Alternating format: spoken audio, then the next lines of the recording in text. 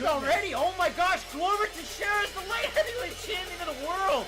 He's missing a lot, though. He is missing a lot. Oh, he put him down. That's it, Warren. Beach Carter McGregor down. Has done it. He put down. Stephen A. Smith, watch this fight. That's the best 155 pounder I've ever seen. Oliveira's gonna hit him. Oh, Michael dropped Chandler. Oh, here's Michael Chandler. The first punch he's done. Oh, he gets the Chandler's out against the game. Oh my God, he dropped him. Oh, Charles Oliveira. Oh my God. Oh, Charles Oliveira, your champion. Holy smokes. Oh, and it is time, and we're set for UFC 271, the main card with Fight Night Picks. Having a look with the Fight Night Picks companion. Really excited about the fights that we have coming up on this card. And as we get set for the main card, I mean, it is the tail end of the prelims. You have Arlovsky, you have Vandeira. It is a fight that's happening in 2022, but this fight aside, I mean, I think it's going to be a great time on this main card. I mean, the question over there from Story of Kong, Nasrat or Bobby, guys, I mean, again, a really, really good fight to get you going, a nice table setter. Oh, 100%. It's so close to a fight that, listen, I hate switching my picks on question mark kicks. I openly admit that. But I did switch. I had Bobby Green at the start of the week, and I have since picked Nasrat Haqparast. But I think we can both agree. We are sitting on separate sides of the fence. It's going to be an amazing fight. You have two really technical boxers who have good wrestling, good grappling defense. I don't know how it can't deliver. It should be a really good one. And I mean, yeah, in the fight that we're having right now, you look at Arlovsky, Vandeira, the strikes pretty close. Vandeira did land with some power as that round went on. Started to wear on him with that big body, you know. Arlovsky landed some clean shots, though. Arlovsky early did land some clean shots. So, a decent fight so far between these two guys. But obviously, we have a lot to talk about when it comes to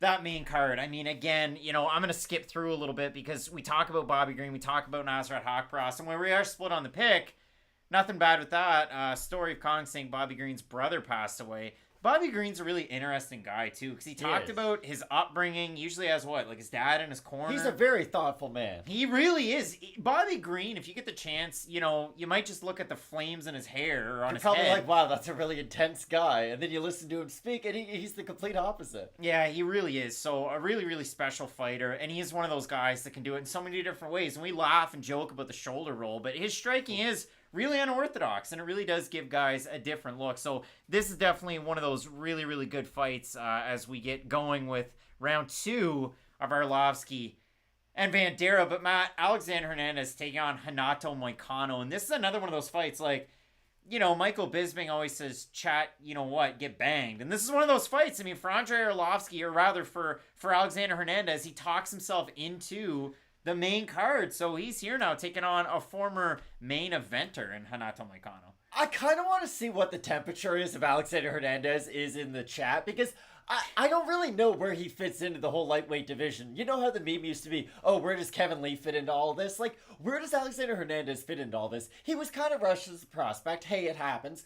And like it happened to Darren Till, he's still a good fighter. He was just rushed. With Hernandez, though, personally, I don't see him having this crazy high ceiling in the UFC. Like, the fact that I think he's going to lose to Renato Moicano in a division that I don't even really believe Moicano belongs at, it sort of tells you what my opinion is of Hernandez, but I'm really curious to see what everybody else's opinion is. It should be a good one. And I mean, if we move along, you know, your next fight, third one on the main card, Rob G saying Vandeira making it boring. Well predicted, guys. He's fighting smart. He is. Though, he is fighting smart for sure. And again, that first round, I mean, friend of the show, Tajik Bey over there on Twitter, like I saw they posted some of his scores and it left me scratching my head. But it was split, though, it seemed to be. It was very even. I wouldn't say it was a round of the year by any means, though. No, 100% no. Ooh, big right hand lance for Arlovsky. But Jared Cannonier taking on Derek Brunson.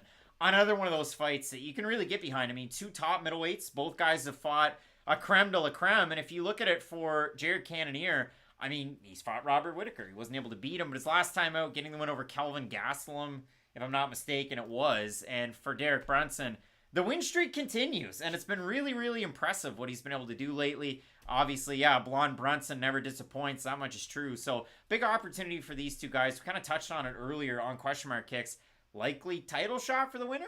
I would think, because this is kind of how I measure pay-per-views. I know you can't really go by a metric, it's how you feel and how excited you are, but I always judge it by how many fight night main events are there on the pay-per-view card, you know? I don't think anyone could disagree with me. If this was a fight night main event, I would be super excited, and I think it'd be a really good fight night main event. Like, wow, Derek Brunson, Jared Cannonier. Like you said, the winner is very likely going to be fighting for a title. I think this is a great fight, and I think it's a really close fight, too, because Jared Cannonier thrives on defending takedown attempts and sort of exposing wrestlers as boxers, or at least exposing their stand-up a little bit. He has great leg kicks, and, I mean, you just kind of look at him and tell how much power he has. Like, he has fight-ending power, and he has it at 3 different divisions. Not many UFC fighters can say that. Whereas with Derek Brunson, again, he was almost kind of rushed. He had this weird early part to his UFC career where he was on a big win streak, fights Robert Whittaker, loses, kind of has to rebuild himself along the way. And hey, it's been a bumpy road. Like, not everyone just goes all the way up to number 1 and wins the title. Derek Brunson had a few losses and some big fights, but he has finally been able to work his way back up to at least near a title shot. And it would be nice to see him. Like, I know he sort of flirted with the idea of retiring, at least at some point. It would be nice to see him get another crack at either Whittaker or Adesanya, because, you know, those losses definitely eat away at him.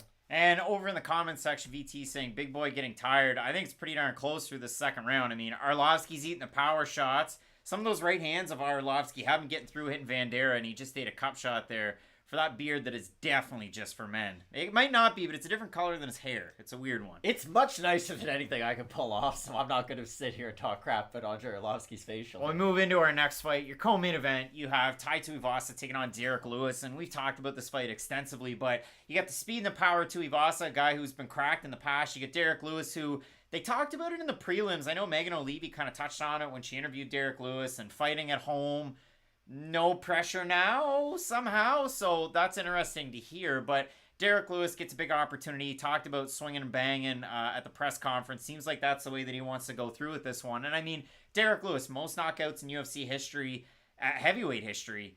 It's just wild to see your 3rd ranked guy fight your 11th ranked guy and nobody in between getting that opportunity.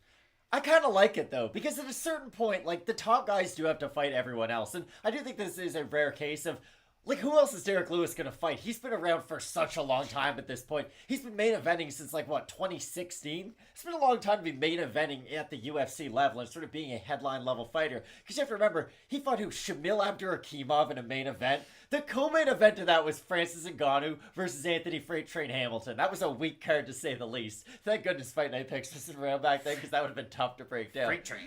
But like, I'm super excited for this fight. I know you have Tuivasa, I have Derek Lewis, but it's going to end by knockout. I'm fairly certain of that. And it's probably going to be a really fun stand-up fight. So if Derek Lewis wins, maybe a title shot? Like, I know I would be really excited to see Derek Lewis fight Francis Ngannou, but we don't really know what's happening with Francis at this point, so who knows? Hopefully the winner might get a title shot, but I guess it really depends. Like, if Tuivasa wins, do you think he still needs one more, or do you think the win over Lewis sort of legitimizes him? Yeah, I think he needs one more. I mean, we got a really competitive fight right now between Arlovsky and Vandera. Like, this is, again, Texas judging giving Modafferi the win over Casey O'Neill, one of the judges, 1 of 3.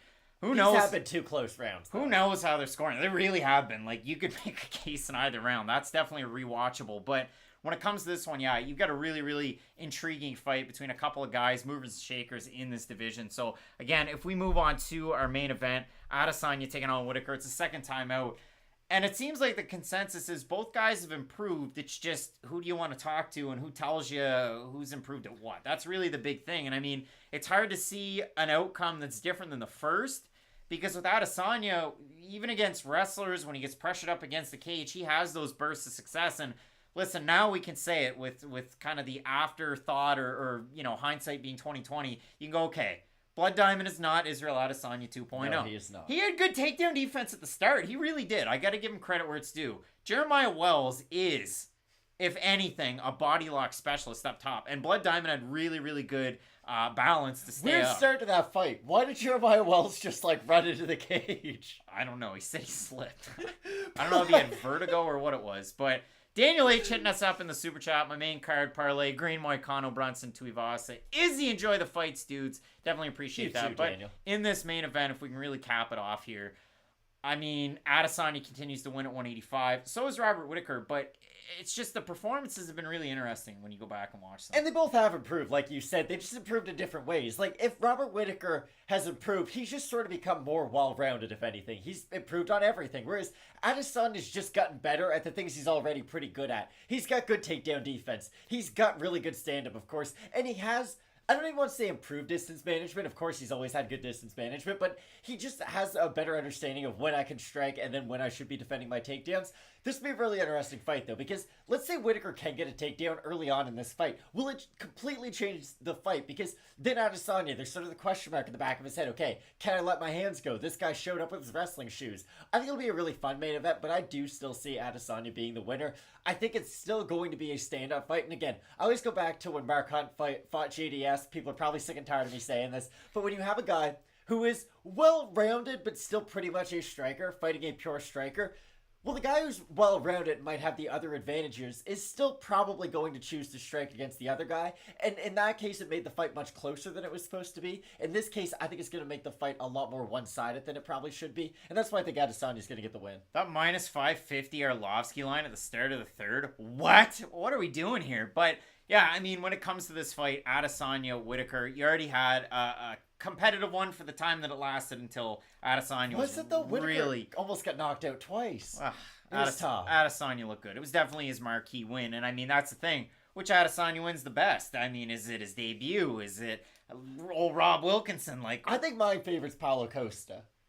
Because he just destroyed him. Oh, yeah, and he hardly even threw a punch. Exactly. Like, the second he turned it on and decided to, like, be offensive in that fight, he just absolutely blew the doors off Costa. But that's the thing about Adesanya. Anytime you have a fighter of his level of popularity, I know we've talked about this before, no matter what you say about them, it's going to get blown out of proportion. Like, people say, oh, he's not a good wrestler, he can't grapple. Of course that's not true. Like, he's defended takedown attempts from an Olympic gold medalist and from Marvin Vettori. Different levels, but still, Marvin Vettori's a great grappler. Like, I think Adesanya is going to be the middleweight champion for a very long time, for being honest, because in this fight, I think you have 1A and 1B in the division in Adesanya and Robert Whittaker, and then I just think everybody else is sort of at least a half step behind them. So we're going to hit on Rob G's super chat. We really appreciate that, Rob. Going off script for a second, who wins out of Khamzat or Shavkat, and would any of them stand a chance against Usman right now? Here's the thing. You were pretty against me saying Shavkat had a chance against Khamzat. Did his performance against Carlson Harris change your opinion on it at all? I mean, his striking looked really, really crisp. I will give him that, but personally, I didn't learn anything about Shavkat that I didn't know already. That's the one thing. I mean, for Khamzat, it was the mystique, less than 10 pro fights coming into the UFC. How good was the level of competition that he faced? Because with Shavkat, the guys with M1 are good when you're the champ. And you go back and watch those performances, and he's electric over there. And Carlson Harris is no pushover by any means. Oh, that's the best part of it, right? And I know Shavkat was a big favorite. And yeah, there's some hype behind him, so you got to kind of take it all with a grain of salt. But I think that Shavkat looked really good. I think he'd have a more competitive fight against Khamzat than maybe I let on before that fight, but I still would have Khamzat to win it. So here, let's play this game then. If Khamzat fought Shavkat, what do you think the odds would be? I'd have Khamzat at probably a minus 350? Or do you think it'd be even more? Yeah, Khamzat minus 350. Maybe public play brings him a little bit steeper, but I mean, hey, Jared Vanderaa, Andrei Arlovsky, still swinging in the third round. And just to add to the second part of your question too, I've always thought Usman, if anybody in the UFC is going to get their name into that GOAT category, it would be Kamaru Usman. One of the few predictions I've been right about in long term. But even me, like, watching Khamzat just destroy everybody he ever gets into the cage with, or does anything mixed martial arts related with, it does make me nervous, because for as good as we know Usman is, he is a little wild with his striking. He's never been out-wrestled, which is something he can fall back on. So I think that would be a great fight if Khamzat can eventually build himself up to that title shot. Matt, this is a really, really tricky fight for the judges to score because they're showing significant strikes. But like we said, I mean, the first round was really close, even though Arlovsky had more strikes. The second round was really close, even though Vanderaa had more. And in the third round, Vandeera's winning the third round. I mean, he's got Arlovsky on his bike. So I'm eager to see how the judges score this one because truthfully, first round was close. I think I gave it to Vanderaa. Second round was close. I gave it to Arlovsky. Third round, I got it for Vanderaa. But so just to tell you how close this fight is, I agree with the third round, but I actually had the first round for Arlovsky, the second round for Vanderaa. But so again, both of us have Vanderaa winning 2 rounds, but who the heck knows? I mean, in but here's the Texas? thing, Craig. I predicted Arlovsky, so I'm really hoping he ends up winning. Oh, yeah. Well, we'll see what Texas decides. But this will be the main view for the Fight Night Picks companion. And if this is the first time that you've joined us, it's a little bit more laid back than the rest of the stuff. I mean, my notes are somewhere, and I'll go over a few of them just to add to the conversation. But we really want to get it going, get it moving over there in the comments section. I know Cool Banana Boy saying Moicano's a bad matchup for Alex, but if Alex has a standout show, he could KO Moicano early. And he's upset. He's like, it's like if he had an older brother and he took the keys to the car. Alex is sitting at home and he's just stewing. I mean, you had that fun fight against Mike Breeden and you finished him there, but is that Chris Cuomo? Who is that guy? I don't know. Who is this Got guy? a salad on him, though. Who are you? Wow. Burgundy suit? Look at that. Rob G, I've got some tea and I put a little bit of honey in there to keep the vocals going well. CNY Smash Bros hit Phillips by round 3 sub. I hit the over 1.5 rounds in that. Did not get the finish in Grecian Knight, although Max Grecian, he was making me sweat there in the last 5 seconds when he knocked Knight down. How about William Knight? William Knight and Fabio Charant tonight, guys that have fought before, man, Fabio... Guys that will no longer fight for the UFC. Fabio 0-3 in the UFC. Chris, what's going on? Really appreciate you joining in. But yeah, I mean, when it comes to William Knight's performance, missing weight by that much, that is a bad look. People talk about the jump between welterweight and middleweight as being a very big jump. It's a 15-pound jump. William Knight, if he fought in any other weight division, he would have just skipped the next one above him. That's how wild it is. He just fought a light heavyweight, so it wasn't the case. So that was insane. I don't expect him to stick around after missing weight by that much and losing. So looks like it's a Split, a split decision. Which, I mean, Andre Arlovsky, your winner. Let's Wow. That affects the standings at the end of the year, but that's Andre Arlovsky still. Here's the thing, though. Texas. He's got to Andre Arlovsky's still got to be proud of that because it was a close fight. I know I had it for Bandera, but I can still see a world where Arlovsky won it. And Arlovsky's what, 44, 45? 43. He's been doing this for a hot minute, and the fact that now he has reached this sort of mythical, durable volume fighter figure is really impressive to see. Matt, that's one of those ones. I'll tweet it out or I'll add to the Instagram story for the page here right now. But hey, sometimes you have Justin Tafa to beat Andre Arlovsky and you lose. Sometimes you have Jared Bandera to beat him and you're wrong. It just happens. There's no rhyme or reason for why this old man can still be so competitive. There's a couple things that I don't understand. The UFC had such a good run in Vegas. They were kind of able to do what they want. You have shows at the Apex, you have shows at T-Mobile, and then they make the decision to go to California, which in California, very stringent athletic commission. They're doing the weight testing the day before, but also the day of, and if you're a certain percentage over, they're going to recommend that maybe you bump weight classes or you do a test cut. Hear me out. No, I will. But they also are very critical of actually posting fighter pay, which I think now you're going to be hard-pressed to see a UFC card in California for the time being, and I think also to further that, they're probably going to lobby to make some changes in California. But again, Texas has always been a hotbed of odd judging. You've had it in the past. You had former coaches as judges. It's been a really, really rocky road in Texas. And Dana White's been critical of it as well. Now, the gate in Houston, I mean, they put on at the Toyota Center. So they make that money, Craig. That's why you keep going. But yikes. So and in Houston, James Harden isn't there anymore. Their teams is terrible. What else are you doing in Houston? I guess Houston's supposed to be a really nice city. I shouldn't be talking bad about it.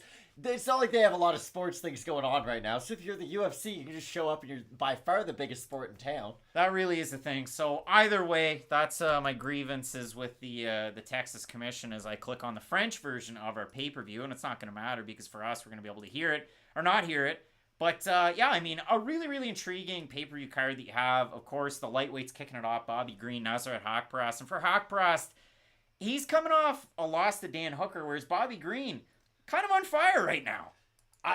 Do you think Alicia Keys was singing about Bobby Green? You never know. Was she the one who sang that song, This Girl Is on Fire? Was it? Anyways, Bobby Green is so hot right now, and the cool thing about it is we've seen him in the rankings before. Like, he fought Dustin Poirier back in 2016 at UFC 199. He fought Edson Barbosa when he was a ranked fighter, and then, like a lot of fighters, they have some losses. They sort of, kind of fall off track, if you will. But Bobby Green has improved himself over time. And he has a really unique combination of volume boxing, really good technique, and he does have pretty good pop at the end of his shots. I know he doesn't have, like, the wildest amount of knockouts in his record, but, like, it's not easy to knock out Al Iaquinta. And I know I keep on saying Al had 1 foot out the door, and I do kind of believe that, but still, Al Iaquinta is nothing if not extremely durable, so the fact that he was able to beat him so fast is really impressive.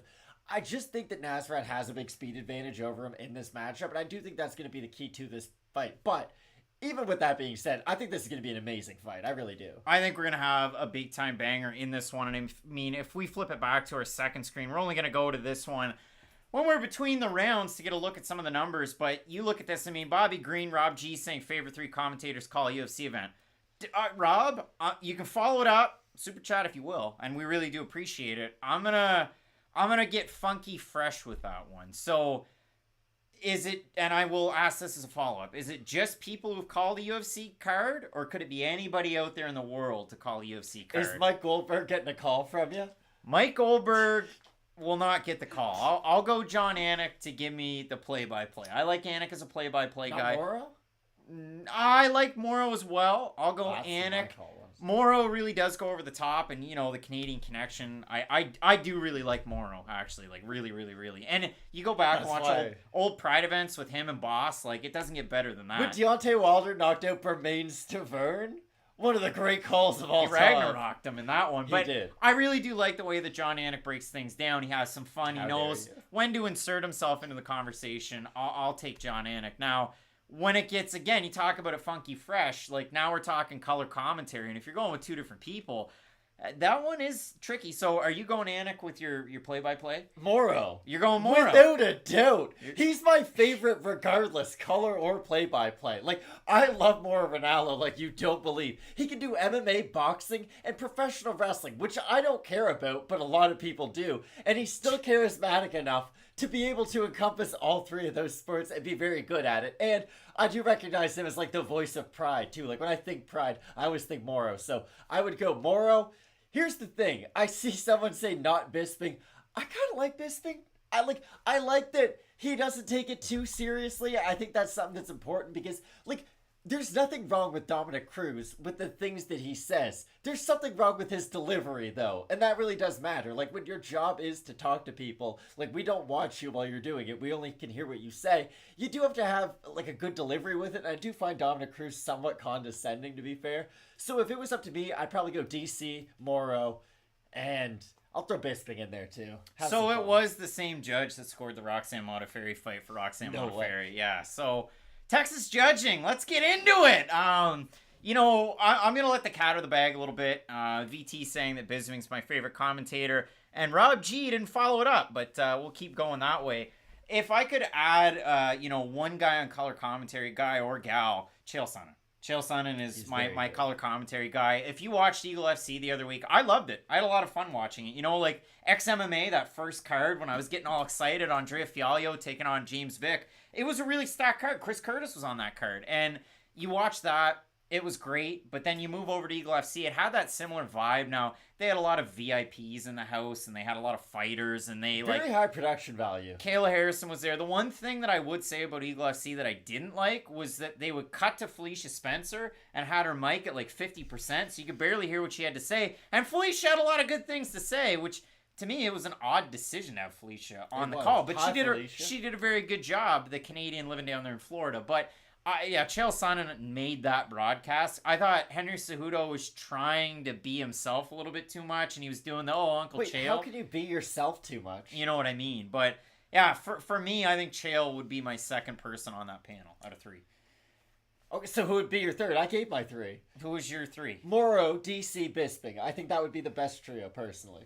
I think they'd have fun, but still be good technically. John Anik, Chael Sonnen, and Bazooka Joe Valtellini. And I think Bazooka Joe is one of those guys. Doesn't know a thing about grappling. I love listening to him on the Glory Call. Todd Grisham, Get out or now, leave him. Travis. Take him or leave him. That's the thing. But Todd Grisham's another one of those guys. Did MMA, does kickboxing, did pro wrestling. Like, good for Todd. Just like Jimmy Smith. Jimmy Smith. Where is he? Doing Raw, right? I think he is. Is he? Yeah, he does. So, yeah, that's what I'm going with there. NMAS22, Bobby Green. Who you guys picking next? We're split on the next fight. Between Green and Nasrat Haqparast, Bilbo Bear saying Laura Sanko is the best. She is very good. We had her on our list. I think she was in our 5 there for best analyst in MMA at the 2021 FNP MMA Awards. She unfortunately did not win that She's award. versatile, too. That's the thing. But yeah, she can do every single job right there. Travis saying is DC not included.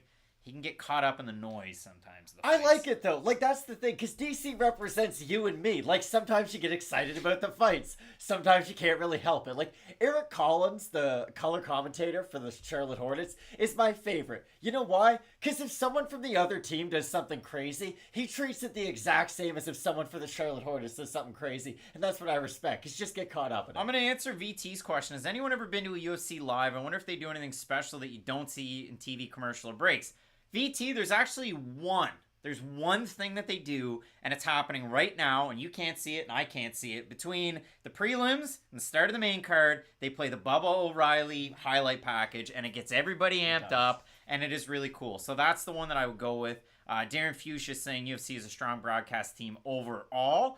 They definitely do, and incognito, it means the world to us, so thank you. But to go back to VT, yeah, that's one of those things. There can be a little bit of dead air. They will play some stuff on the video boards, but by and large, I mean, you'll get the walkouts out of it, and you just get the overall crowd reaction. I mean, we touch on it a lot because the experiences at just UFC shows for us pretty limited, but man, the pop for friggin' Gavin Tucker in his UFC debut. Insane. I'm serious, and I've been to sports events. We've both been to quite a few sports events, but man, I'll never forget how amped up Halifax got for their guy that night. It was insane, and that's the cool thing about MMA. It really is a global sport, so anyone can have sort of a hometown fight no matter where you're from. It's not really limited to just the team you play for.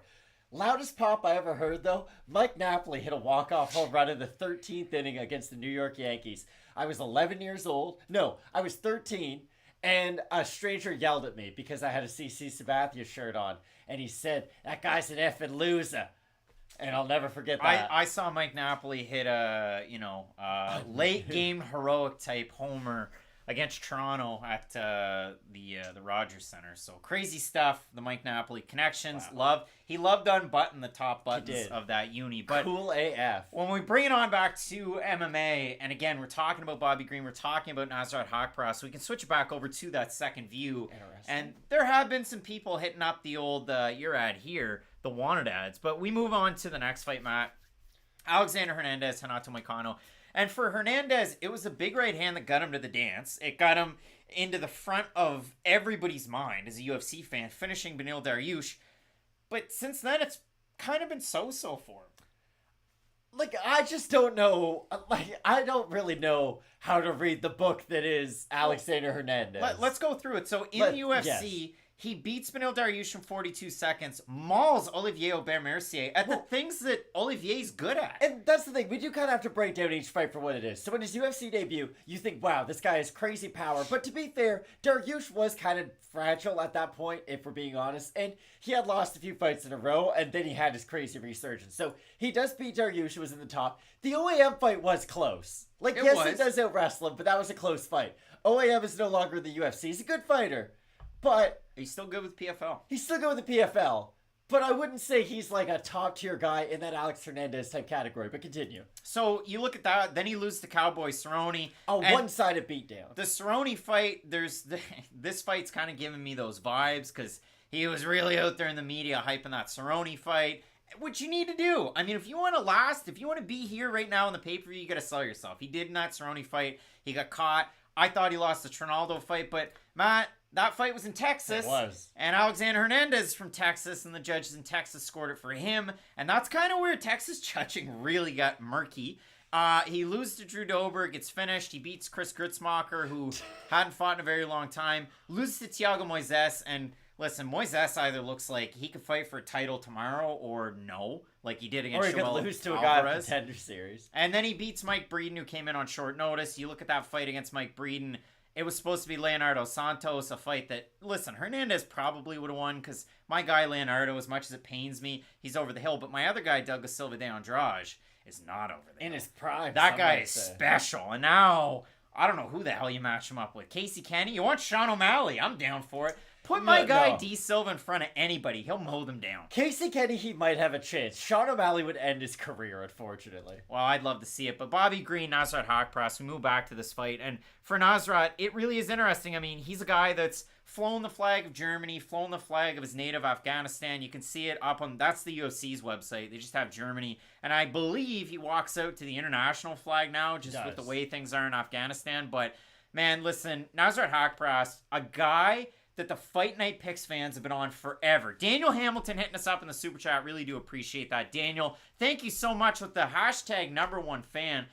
When it comes to Nasrat, though, Matt, it feels like we've been here for his whole UFC career with Fight Night Picks. I know Martian Held was a little bit earlier, but it feels like we've been here for the ride that's been Nasrat. And we were really critical of him at the start of the week. You know, the advancements, we haven't really seen it in his game. He's kind of accentuated a few little things. You know, he's buttoned up.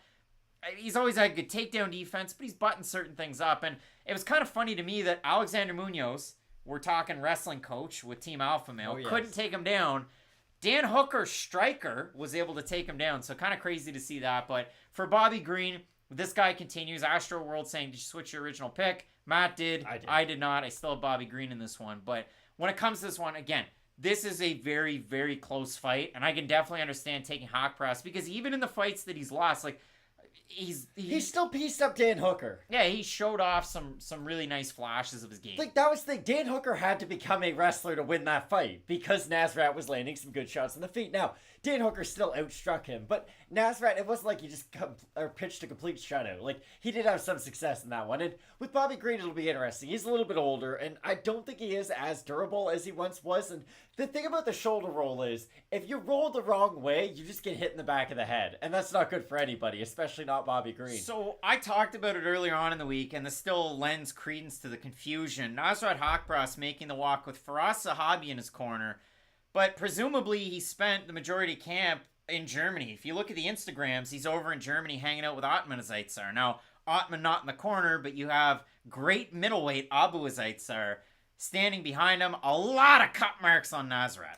A lot of them. Do you think Otman is familiar with the company known as McCain? I doubt he does, but Puerto Rico will be joke. once more. So, listen, the exports of potatoes from PEI, they're moving that little engine that could once more. So, again, we look at this fight. It should be a great one. Mark saying I saw Rael Cormier get an ovation at Olympic Stadium. New Brunswick legend. Rest in peace, Rael Cormier. I mean, listen, once his major league career was done, he went back to the senior league. He was pitching for Moncton. So, Rael Cormier, we definitely know him. And if you want a senior league comeback special, it was a man who walked out to the Stone Cold Steve Austin.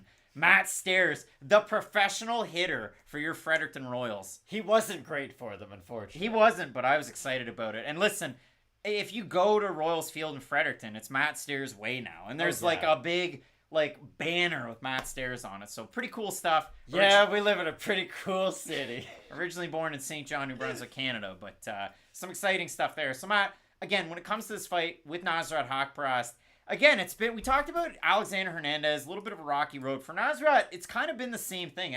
There's been some bumps along the way. This is the fight that is either make or break Eric Silva style. If he loses this, forever prospect, he's never going to improve. He'll be Ben Simmons from like his first summer league until today. If he wins this fight though, then it is a really quality win that could kind of springboard him back into the top 15. That much is true. And again, for Nasrat, the loss to Marchand Held, he beats Jacasey, beats Thibaut Goudy, beats Joaquim Silva. Lose to Dober, beats Munoz, beats Rafa Garcia. But, man, I mean, out of those guys, the only guy that's even been close to sniffing the top 15 out of the wins is Mark Jacasey. That was back in 2018. He beat the brakes off him, though. He really did beat him bad. He did. And Mark Jacasey, that hype train, the ship sailed quite Very a long up and time down. ago. For Bobby Green, again, this is a guy that's been taking on the top of the top for a very, very long time. You look at it, he had a fight against Dan Lozon back in 2009. That was a great a loss six. to David Mitchell in 2009. A loss to Tim Means. And then he ultimately ends up in the UFC after Strikeforce. First win over Jacob Volkman. But you go through it. Lost to Barboza, Poirier, Rashid Magomedov. People forget how good he was at a certain time. The split against Lando Venata, win over Eric Koch. Remember when Eric Koch was the hotness? The Cokehead? A Terrible long nickname. time ago. Losses to Close, Trinaldo, wins over Guida Venata, Alain Patrick. Oh, Alain Patrick, how the mighty fell. But, again, when it comes to this fight with Bobby Green, if you're going to go out there and see a Bobby Green win, is it stance switches? Is it a lot of jabs? Is that probably the way he's going to get it done? I would hope so. Again, I have Nasrat Haqparast, though, so I really hope he doesn't do any of those things.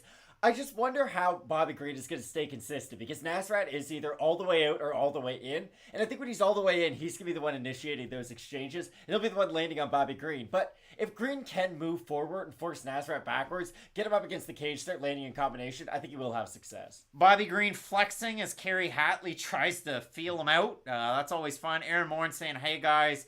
And Richie Ridley, Ronnie Lawrence is in this chat, guys. Listen, Ronnie Lawrence had a heck of a performance. Almost got finished in the third round against Mana Martinez. That was a fun fight. I would absolutely love to see Ronnie Lawrence if he was able to call out. Now we're getting heated between Bobby Green. But I would have loved to have seen Ronnie Lawrence call out Adrian Yanez, who was in the corner of Mana Martinez. Because I think Ronnie Lawrence, I really do think of him that highly. Like, you got to think about it. His boxing was winning out against a really, really good striker. So a great job there by Ronnie Lawrence. Obviously ends up getting caught later on in that fight. But yeah, this should be a great one. So for the Fight Night Picks fans out there, we certainly do appreciate you. Toss a like. You're probably already subscribed. We don't need to tell you that part. But the way that this will work, I'll get rid of this. I'll start the 5-minute timer. If there are any issues, any stoppages in play, we have the opportunity to pause the timer. No replay in Texas, so we'll see how that one plays out. Isn't that the most Texas fact you've ever heard about their commission? That much is true, but yeah, you're definitely going to need to pause up or sync up with us, because if not, you're going to be ahead. There's always a lag with the YouTubes. I can even see it right there that there is a decent enough lag. So, Matt, we get set. First fight on the main card. This one at lightweight. Bobby Green, Nasrat Haqparast. Switch of the pick to Haqparast. Aaron Moore saying Haqparast to win this by decision. And Rob Lawrence saying Bob is tough as nails, dude. He is tough. That much is true. Nasrat getting the say in. And he's coming in the slight underdog in this fight, Matt. And I wonder, I mean, Rob G saying, is there a better hype announcer in the game than Bruce Buffer? No. It's not Michael C. Williams. Jeff Houston makes it fun. He does. I really do think Bruce Buffer takes it to another level, though. Like, Michael, when you hear the, it's time, like, it unleashes something else. Like, Joe Rogan said, when I cook dinner and get hungry, it unleashes ancient primal memories. And that's a ridiculous thing to say. But I really do get fired up when I hear him go for it. It's pretty good. Bruce Buffer. I forgot his name for a second. Michael Buffer. And, you know, I like the guy that they bring out before Michael Buffer, and I wish I knew his name. It's Daniel something. The guy with the dreads. Yeah, he's good too. Before Michael Buffer. Michael will get, like, the co-main Isn't slot. it wild that Michael Buffer shows up, does his job 2 times, and leaves with a fat check? I respect that. Michael Buffer. I mean, listen, it's as exciting as Young Gravy hitting up T-Pain for the collab here recently. So, a lot of fun. That song just came out. You missed it then. The look you gave me, you must have missed it. I don't know how that had anything to do with that was a tough segue. I'm excited too. But. It's very good. We get set for the first round between these two lightweights. Bobby Green, Nasrat Haqparast. I mean, Bobby Green, I have no idea the hand movement he's doing to start this fight. Would he be in the top 5 for UFC for words per minute if that was a stat that was tracked? Yeah, I mean, we had a little bit of bad blood early on in the night. There was a little bit of jawing in that Malkoun-Dobson fight, but listen, it was kind of fun. You know, Bisping was talking to DC about it. He said, you know, DC, you definitely don't like the chatter on the bottom, and he said, no, I definitely don't, but I think it adds, you know, a fun element to these fights. I really do. For sure, get up, though. Don't just talk crap off the bottom. No, that was definitely a bad showing in that one.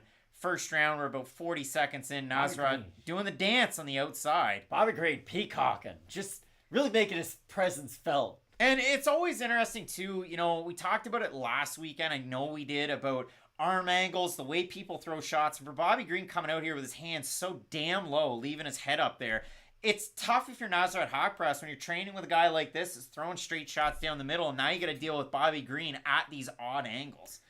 But that is how Bobby Green fights, though. Like, if Nasrat Haqparast wasn't expecting that, I'd be kind of surprised. And on the flip side, like, Green really does have to rely on his own head movement if this strategy's going to be successful. We have our first timeout. Rob G saying early eye poke. I got that timer paused. Now, there might be a second or two delay, and we can hit play. But yeah, let's get a look at the replay. Bobby Green winking it out. That's an eye rake. Got him. That is an eye rake. And it's always interesting, too, with eye rakes. I mean, you remember it with the fouls, especially in the Moreno fight against Figueiredo. The first one, Jason Herzog takes a point off that cup shot. That was the second cup shot in that fight, if I'm not mistaken. But it's always interesting to see how... and Brandon Moreno was, like, in the corner dry heaving, too, so it's kind of hard not to take a point at that. First shoulder roll by Bobby Green gives it the old potato chip. Yeah, but, like, Luke Rockhold is the other side of this coin. Like, it doesn't always work out. Sometimes you just get hit by big shots. Haqparast really trying to gauge the distance so far. I mean, he comes in with a really nice high boxing stance. Southpaw, as always. And Bobby Green just with his janky movement and low hands. It's just really hard for Bobby Green to land power shots when he's always moving his momentum backwards. That's the only problem with this strategy right now. And, I mean, right now, he does have Haqparast. Oh, we got another timeout due to another eye poke. Next eye poke. Let's get into it. Eric, damn, that was a Ric Flair style eye poke. Woo. I don't know about the second one there, Rick. Let's get a second look at it. Yep. Yeah. I don't think it was the worst one in the world. But now we're even. Fearless Red 25. Let's get into it. Fearless Red, good to see you in the comments section as we... How we doing, everyone? Mike Beltran. Next one, you're probably going to lose a point, so keep your fist closed. And another big thing, I mean, we talked about it, especially Coach of the Year 2021 with the Fight Night Picks Award Show. We gave it to Trevor Whitman, and he's developed some great curved gloves with Onyx Sport. Are you surprised that we're this far in and they still haven't made the change with the gloves? Yeah, but, like, it's the UFC. Nothing they do makes that much sense.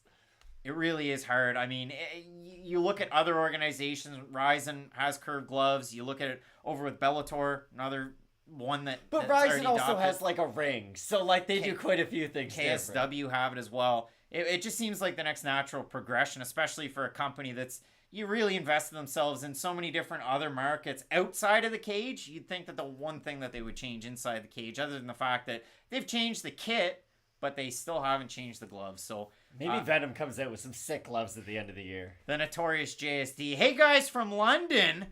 Let's get into it from London. So we're closing in about 2 minutes. Good left hand from now. And we have had a bit of a back and forth round here so far. Neither guy really pulling away. I mean, like, Green's been elusive, but he hasn't really been able to land much while he's been so elusive. Like, this is my point about Israel Adesanya. He's almost too good at feinting to where he doesn't actually throw strikes behind them. Bobby Green, he two good shots there, but for the most part this round has just been good defensively and just sort of slapped out the jab with nothing behind it. Yeah, that's one of those ones. I mean, Bobby Green's been really working the double jab with the left hand, pumping that, with the right hand, pumping that left hand out there, and it's been finding a home through the guard of Haqparast. And when you're fighting a guy like this and having success with those straight shots, no surprise that Green hasn't really dove into some of those hooks. Now, Rob G hits up the super chat, best ref in the game, Goddard or Dean or another. Jason Herzog or Chris Toyoni. Toyoni got it from us in 2021, but Toyoni, yeah, no, I still can't erase the memories of past Toyoni, like, late stoppages. You still gave the award to him, though. I know, but still, I can't say he's the best one in the game right now. I think it's Jason Herzog. That makes sense, I guess. But yeah, Herzog's definitely one of the more consistent guys out there. Goddard as well. And Herb Dean just referees a lot of fights. So that's, 2021 World MMA Referee of the Year. Less than a minute remaining here between Green and Haqparast.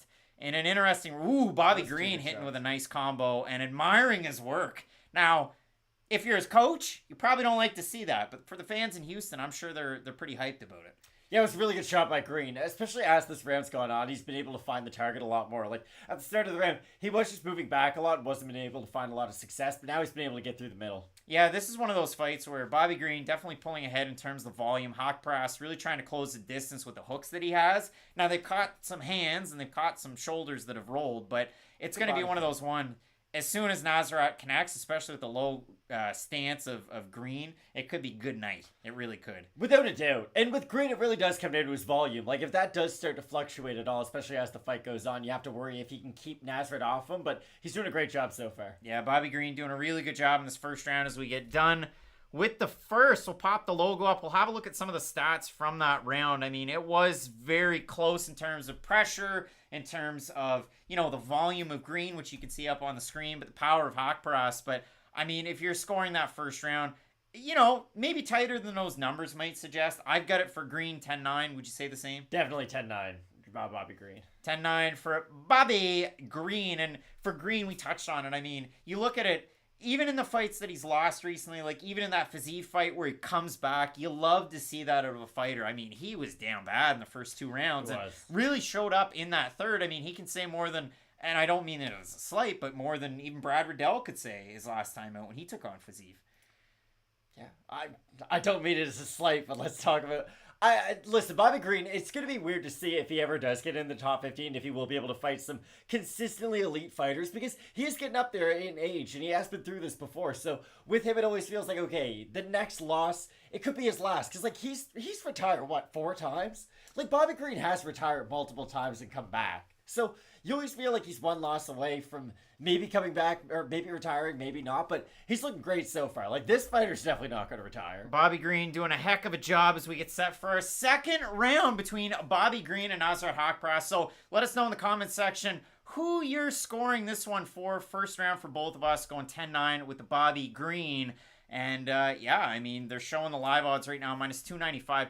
Green was a decent favorite before this fight even started, which might have come as a surprise to certain people. I think Haqparast is around, a plus 125, thereabouts. So slight underdog there for Haqparast, but he's really coming ahead with a lot of pressure. I mean, somebody in that corner, I would assume it was Firas Zahabi, really telling him that he's got to start to get a little bit more active here.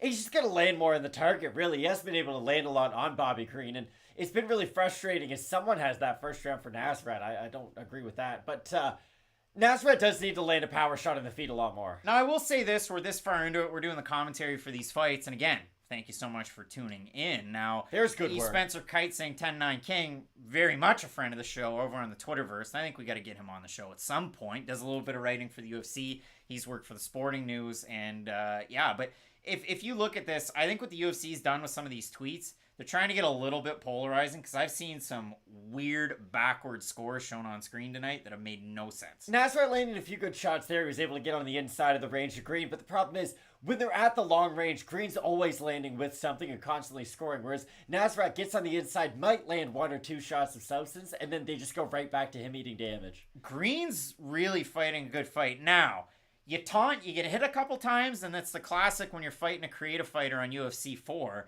and you can really get finished when a goofball does something like that. So for Bobby Green, he really is in a good flow state. And the nice thing that you like to see at a long-rangey striker is once they're able to connect with that distance in the first round, usually carries over as the fight goes on.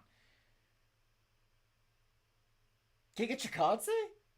I didn't say Giga Chikadze. Well, no, it's just like fighters who need range. Like, if they don't have really good cardio, that normally isn't the case. But luckily for Bobby Green, he just never gets tired and really does get stronger as the fight goes on. And the good thing about Green is he is so technical with his boxing that his range management does seem to get better. But like you said, when he does get cocky and sort of appreciates his work, that's when he can get caught with a counter. Bobby Green, we're approaching 2 minutes and 40 seconds remaining in this second round. But Bobby Green is landing those straight shots. And Nasrat's starting to work a little bit of the low leg kick. They show those head strike numbers, 47 of 15 for Bobby Green, but he's got Nasrat's face all sorts of red. Now, Nasrat's starting to throw some of those power shots, but again, those shoulder rolls, leans, and movements out of Bobby Green, like, he is doing a very good job defensively tonight, and leaving his lead leg out there to be chopped down. I would say this round's a lot closer, though, than the first one, because Nasrat, you can just kind of tell by the space in between the two fighters. In the first round, there was a lot of space between them, whereas now Nasrat seems to be inching closer and closer.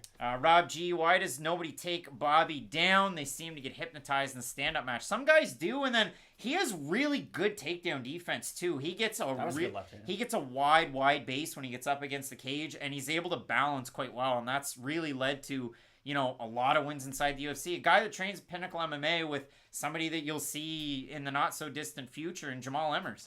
Well, it's like with submission defense, the best way to defend a submission is never get into it in the first place. Bobby Green has really good footwork and really good distance management, so he never lets guys get close enough to really get in on his hips to begin with. Nice 5-punch combo there for Bobby Green. Really doing a great job here. Haqparast has him behind the black lines, and you talked about it in the first round. Green was able to push Haqparast back a little bit. Nasrat definitely doing a good job of cage awareness, not getting himself caught up against the fence. We saw that happen last week at the Apex, where we had a fighter just continuing to push off the cage, but you look at it here, I believe that was Steven Peterson when he fought Julian Rossi, back away, hit the cage. But for Nasrat coming out in the second round, with the pressure, he is eating more and more of those straight shots, but he is having more success than he was in the first round. He's just kind of playing the percentages even more. Like, he's improving his chance of scoring a knockout, but he could get knocked out more because he has been a lot more aggressive in this round. But he's eating 3 or 4 shots for his trouble every single time he's even trying to get into range with Green. Yeah, Bobby Green doing a great job here. Less than 40 seconds remaining. Round 2, significant strikes. Green 51-25, Haqparast. And again, Green double up, triple up on the jab. That's something that we talk about a lot with Fight Night Picks, but doesn't get talked about a lot in MMA. The double, triple jab. You just don't see it very often. You don't, and I do think that has to do with just takedown defense and guys worrying about putting their hands out there so much, but when you have a guy like Bobby Green, it really does fit his style. He has great volume, he has really good cardio, he has good hips and good footwork, so it does really work out for his style. Less than 10 seconds remain here in our second round. Really nice left hand there for Bobby Green. Now he switches stances. Now he's back over to southpaw, pointing at the ground. Oh, man. Some good shots. We got a heck of a fight, man. This is definitely fight of the night caliber. And we've had some good ones so far, but these guys are absolutely putting on a show. You see the total strike numbers, 92-49 for Green, but it's been the power of Haqparast to the volume and precision of Bobby Green so far. And honestly, Bobby Green's probably even landed the more powerful shots between the two. Like, I would say he's up 2-0, but this is still a close fight because Nasrat Haqparast has landed a few good power shots, and especially near the end of that round where they were getting into more of those 50-50 exchanges, and it was less of just Bobby Green landing 1-2 jabs followed by a hard shot. FM hanging out, having a good time over there in the comment section. And yeah, we're getting set for our third round lightweight action, first fight on the main card. Score on this one, yeah. I mean, we're talking 2-0 Green. I would say so, yeah. I know that one person on Twitter had Haqparast winning the first round, but I don't see it. You got to have a little bit of fun. You got to make a little bit of a story out of it. I'd say that was the point of that one. But yeah, I mean, heck of a fight so far between these two guys because, yes, Bobby Green's ahead 2 rounds, somewhat convincingly, especially with the second round. But we still have a close competitive fight where Haqparast is willing to get into one, and especially down, he's still pushing forward. Well, that's what you appreciate. Like, how frustrating is it to see a fighter know they're down 2-0, and then they just sort of coast in the third round? Like, Haqparast is still being aggressive in this fight, and he is still trying to win. Haqparast keeping a really high guard, trying to block out some of those straight shots. Nice leg kick there from Haqparast. Green catches it. Good job there. Good sequence there by both guys. And Haqparast continuing to move forward. He's surprised. I know with Bobby Green, he's one of those guys. He's a southpaw, but he tends to switch stance. He's surprised that's one evolution of Haqparast's game that we haven't really seen as he lands a couple of nice shots there. Well, it's wild that he's only 26, but he's been around for so long. You know, and it does feel like he almost came to the UFC a little bit too early because he hasn't improved that much since the earlier fighter. Again, I still thought he was going to be able to win this fight, but Bobby Green's looked phenomenal. And Green's volume really has given Haqparast problems to where he's more focused on defending the punches from Green than he is landing his own, and that's been a big issue. Ooh, nice double jab, and then you got a left hand there from Haqparast, but none of those able to get through against Green, and really too little too late, winging on a shot, starting to telegraph those left hands there. Ooh. Yes, there's not as much power behind them or speed anymore. No, now the volume's really starting to mount for Green. He's starting to feel himself here. That was a good shot, though. I know he waved it off, but Nasrat's having a really hard time. Now he's starting to give up ground. Nice hook to the body there from Bobby Green. Yeah, I think that nose is really bothering Nasrat. If he doesn't start defending his face, he's going to really be eating some damage. And Firas Zahabi's been in a corner before where a guy's nose is melted like a stick of butter in the past. So interesting to see how Haqparast makes out here. Really nice attempt at a left hand, but again, it's just out of the range of Green, and then Green just counters him with a long-rangey shot here. I mean, I don't want to overreact, but like, who would you take, prime Bobby Green or prime Anderson Silva for greatest striker of all time? I mean, listen, Bobby Green in the last 3-4 years, doing the dang we've thing. talked about him a lot, but he really has done a great job here. Dimitar saying Nasrat can still win if he takes Green down once. Trouble is, Dimitar, Nasrat Haqparast a knockout artist. I don't see him, his wrestling is good defensively. I don't see him offensively going for a takedown, having success with any of the jiu-jitsu. He's eating so much volume. It's hard to almost accentuate and verbalize how good Bobby Green's looking here with his volume. You need a whole tub of Flex Seal to fix the damage on old Nasrat Haqparast's face. And again, Bobby Green has really good cardio. You don't expect him to fall off a cliff in these last 2 minutes and 30 seconds. Just a really nice performance from Bobby Green. And now, to this point, I mean, you're halfway through your fifth and final round. Bobby Green, Haqparast still looking for some of those leg kicks, but The trouble is, yeah, he has to overextend to close the distance. He gets hit, and Bobby Green shoulder rolls or moves his head out of the way. This is one of the best performances we've seen out of Green in a while. And his last one was pretty darn good, He looked too. pretty good against Ally Quinta. He does look really good in this fight, though. Do you think him and Arlovsky just, like, have a beer for the old guys after this one? Just like, hey, we can still do it. Andre Arlovsky. Texas judging. Well, we'll have to see how the judges... It was a close fight, though. It's not like Jared Vanderaa was definitely going to win it. Bobby Green throwing the teep up with about 2 minutes left. That was a nice one, too. Just starting to get inventive here. But, yeah, I mean, this is, again, one of those marquee wins. And you have to think, as you said, like, we're going to start seeing some ranked opponents next. So, unless Nasrat's able to get the win here with less than 2 minutes remaining, throw it over in the chat. Who you'd like to see Bobby Green take on next. I'll throw it over to the rankings. We'll get an idea on Topology just to see who's already got fights booked, because that's definitely an important one. But, man, Bobby Green doing a great job here tonight. Nasrat pushing it back up against the fence. He's really close distance here, but Green just continues with the volume.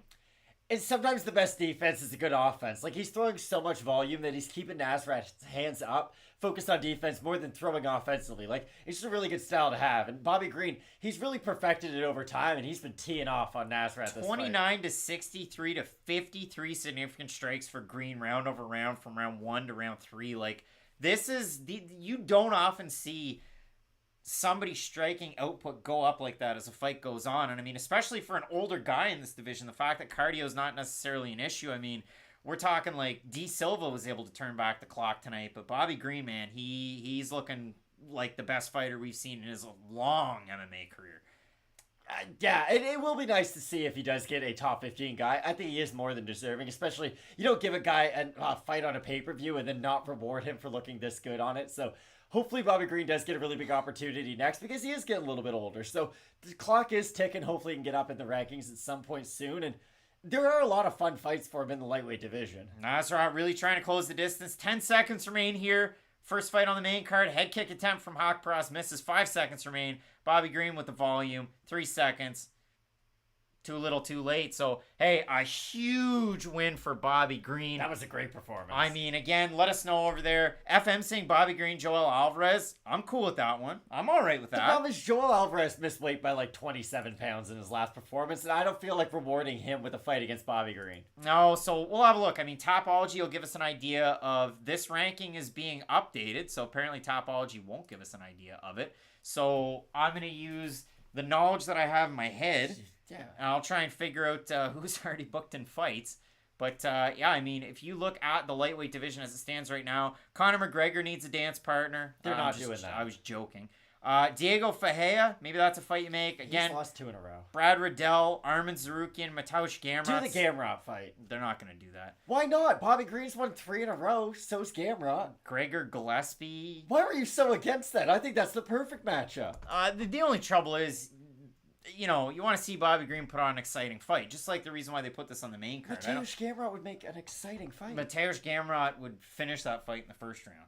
You might believe that, Craig, but if you think Bobby Green deserves a top 15 opportunity, there is not a better guy than Mateusz Gamrot. He's on the fringe of the top 15. He has yet to prove himself against a lot of top-tier guys, and Bobby Green deserves a big opportunity. I'm thinking Diego Ferreira, regardless of the last loss to lost Gamrot.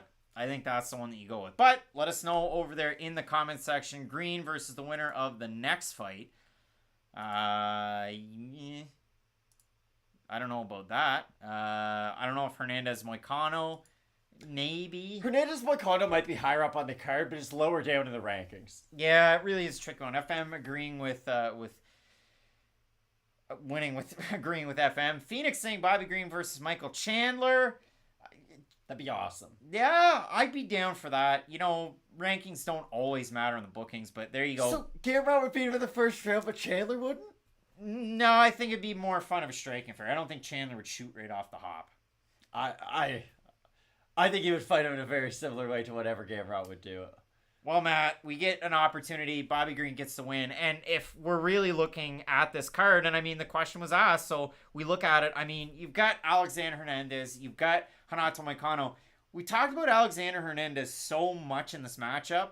We barely even mentioned Renato Moicano. I mean, What was it that impressed you about his last fight against Jai Herbert? I mean, Jai was able to really get it done with Cage Warriors. UFC, it's been a mixed bag so far. And that's the problem. Like, how much stock do you really want to put into it? Because he did look great in that fight, but if we're all being completely honest and transparent with each other, the Jai Herbert win doesn't mean an awful lot. It's just the idea of Renato Moicano is such a tempting idea. Like, I compared him to Kristaps Porzingis because I think it is kind of similar. Like, you look at all of his best qualities and you think, wow, if this guy does reach sort of his peak abilities, he's got lights out jiu-jitsu, great volume, decent power, good leg kicks. He really is the total package MMA-wise. It's just we only ever see a little flash of it here, a little flash of it there, and we rarely see the whole package together. Like, his best performance was all the way back at UFC 223 against Calvin Kattar, and that was a long time ago, for being honest. Like, yes, that's a great guy to beat, and he beat him in impressive fashion, but still, that was a long time ago for people to still be holding on to as like, wow, that's your really big quality win. So Moicano does need to refresh the minds of modern UFC fans, and I think this would be a great opportunity. Hernandez is a good striker, but I don't think he's a great striker by any means. And unless he does hit Moicano with a power shot that he doesn't see early on in this matchup, I think Moicano has much better volume on the feet. And I do think he has the better cardio out of these two guys. Because Hernandez, it's not that he fades in fights, he just doesn't have the best volume going. So we'll see what happens. Dustin Poirier with a shirt that he definitely picked up at Dan Flash's, and the pattern was so complicated that the shirts cost more. Yeah, I mean, the QMK parlay missed. We talked about that one earlier. Fearless Red 25. The problem with Green is that he doesn't know how to optimize the mic. I think he does a pretty darn good job on the mic. I differ on that. I didn't hear what he said after this fight. But... yeah, and I'll have to go back and listen to it in the morning. But yeah, I think he does a pretty good job right there. Astroworld, thanks for the money. I'd like to see Green versus Hooker. Aaron Moore saying Brad Riddell. I think that's a fight they can make too. I mean, striker versus striker. But again, why are we giving Bobby Green guys coming off of losses? They rarely do that in the rankings. Give a guy on a win streak someone coming off a bunch of losses. Like, you normally do guys on win streaks against each other to get into the rankings, especially in the top 15 of the lightweight division. That's all. I don't know. We'll see what happens, but I'm really excited for it. And again, so we talk about Moicano. You touched on it. The Jai Herbert fight. How much do you look into it? Because Herbert's a really good boxer. Herbert's not the best defensive grappler, and it was just rinse and repeat on takedowns from Moicano. He had so much control time in the short amount of time that they fought, and then he was able to get the win. And, I mean, remember his fight against Damir Hadzovic. Hey, Damir, don't just get up into the submission, pal. But he did. Why'd you submit me so fast? Like, yeah, that was the weirdest part about it at the end. Damir was like, yeah, I wanted to fight on the feet. What is this? You can't do that, Damir. You don't pick your fights. Do you think Blood Diamond said that after the fight? He's like, wait, you're allowed to do that? I thought you were just going to launch yourself into the cage and I was going to win, but that didn't happen. So, again, for Moicano, the scare is if he loses, we're getting brutally finished. I mean, the Jose Aldo fight, he got finished in the Ortega fight, the fight against Korean Zombie, the fight against Viziev. But, those guys are so much better than Alexander Hernandez. I honestly, I will say this right now. I would not be surprised in the least if Hernandez goes out there and knocks out Renato Moicano. Knocks him out early, grabs the mic, thanks to Texas fans, and calls out a top 5 opponent. It is MMA and anything can happen. And this, like, Moicano's been knocked out before. But again, I don't think Hernandez has this, like, crazy high ceiling. And I think that's what matters more. Like, I don't care who he calls out next. He's probably not going to beat them if they're all that relevant, if we're being completely honest. Like, I just don't think he is a top 15 fighter. Calvin Kattar bumping in. Maybe proves me wrong, though. To somebody taking his beer, that was definitely planned. Well, yeah. I don't know who that guy is. I don't know what's going on. Oh my goodness, Calvin Kattar. Don't do him like that. Wow. Calvin Kattar will steal your woman. You're not that guy. You're not that guy. But he is, because he has a bird on his shoulder. And for he was the Birdman for a while, Chris Anderson. But again, I mean, looking at this fight, and especially, you know, where it stands in the lightweight division, that's the hardest thing when you're trying to compare this to the Green fight. Because Green's knocking on the rankings. Knocking on heaven's door. Moicano or Hernandez. I mean, Hernandez just beat Mike Breeden. Mike Breeden's nowhere near the top 25 of the division. And Jai Herbert is closer to the top 25, but not so much. So he's still closer to, like, the top 75 mark than the top 25, I'd say. Like, Jai Herbert had a tough run in the UFC. You can't have your UFC debut be getting knocked out by Francisco Trinaldo in his 40s. That's all I'm going to say. Oh, Francisco. And I like Masa Randuba quite a bit, but, like, that's a tough UFC debut. Like, I don't think Jai Herbert is really a top-tier fighter by any means. And when we're playing MMA math of former common opponents, I'll tell you one fight I'd love to see at 170 is Muslim Salikov and Daniel Rodriguez. If both guys heal up and fight each other, I would be down to see it, as I was for Michel Pereira and Muslim Salikov, but Salikov just couldn't make the walk. And I was going to say, even throw like Alizio in there to fight Daniel Rodriguez. He's got a fight booked already. Who's he fighting? Oh, Elizeu's got a fight booked. But when we do look, I mean, this is an interesting fight. It's interesting for the division, so on and so forth. Next weekend, interesting card. I mean, my favorite fight's David Onama and Gabriel Benitez, but it's one of those ones where, like, even the fights at the top of the booking, it's like, when did they make that one? What's going on? I think Jamal Hill, I'm kind of back on Jamal Hill could be a UFC champion one day. I know that's a bit of a hot take. I don't even love it if I'm being completely honest, but like, Jamal Hill at his best is so dangerous on the feet, it's not even funny. And against Jimmy Crute, he really did prove that. Like, he marched him down, knocked him out very fast, and showed what the best version of him could be. And the weird thing about Johnny Walker is he looked awful against Thiago Santos. I know, and you were on this very early about how Santos didn't look good post-ACL, but I would think even you would agree. He has at least warmed himself up physically, especially from where he was when he first came back. Like against Walker, he looked a little bit better, and I do expect Santos his next time out to even look a little bit better, because I do think that 5-round fight against Johnny Walker was very much a confidence-building fight for Thiago Santos. But the fact that Walker lost to sort of a low-volume version of Thiago Santos in a 5-round fight, like, if Santos is going to win, he's probably going to knock you out. And if you get knocked out by Thiago Santos, who cares? That could happen to anybody on any given day. If you get outpointed by Santos on a bad knee, who's still trying to get his, like, legs underneath him, I do worry about how you're going to look against someone like Jamal Hill, because Hill, his last time out, blew the doors off Jimmy Crute, and I do think he is... I would say Jamal Hill is as dangerous as Thiago Santos, or at least that version of Thiago Santos. So I'm oddly excited for the main event, although I don't believe it is a main event caliber fight for the UFC. The craziest part is Jamal Hill turns it up to 10 on fight night. Like, you know, I'm a good grappler. I'm going to grapple with Paul Craig. What a terrible idea. I'm a good striker. I'm going to strike with Jimmy Crute and make it not go to the mat, and he did exactly that. So I honestly believe a lot of what Jamal Hill says. A lot of it's confidence, and I like it. I like a lot of confidence when you can back it up, so I'm excited for that. He's so big, too. And for Johnny Walker, he's got to have the confidence. When he's confident, when he's dancing, when he's having fun, that's when he's at his best. So I'll be excited to see what we get out of him. I mean, Renato Moicano getting the Vaseline on the face. He added the chest piece up through the neck. What are your thoughts on that one? I think it's pretty good. I wonder if he's going to get it, like, filled in and colored, or if he's just going to keep the outline. That'd be my question. It is an interesting question. He does have a little bit more on his right forearm. What a baseball stat, though. Like, Renato Moicano's tied for the 10th highest striking accuracy in the lightweight division. A division in which he's only had, what, like 3 fights? Yeah, they've been sparse, one would say. That's tough. Well, you gotta grasp at the straws when they're out in front of you. And listen, we're not grasping for straws here. We're hanging out. We're having a good time.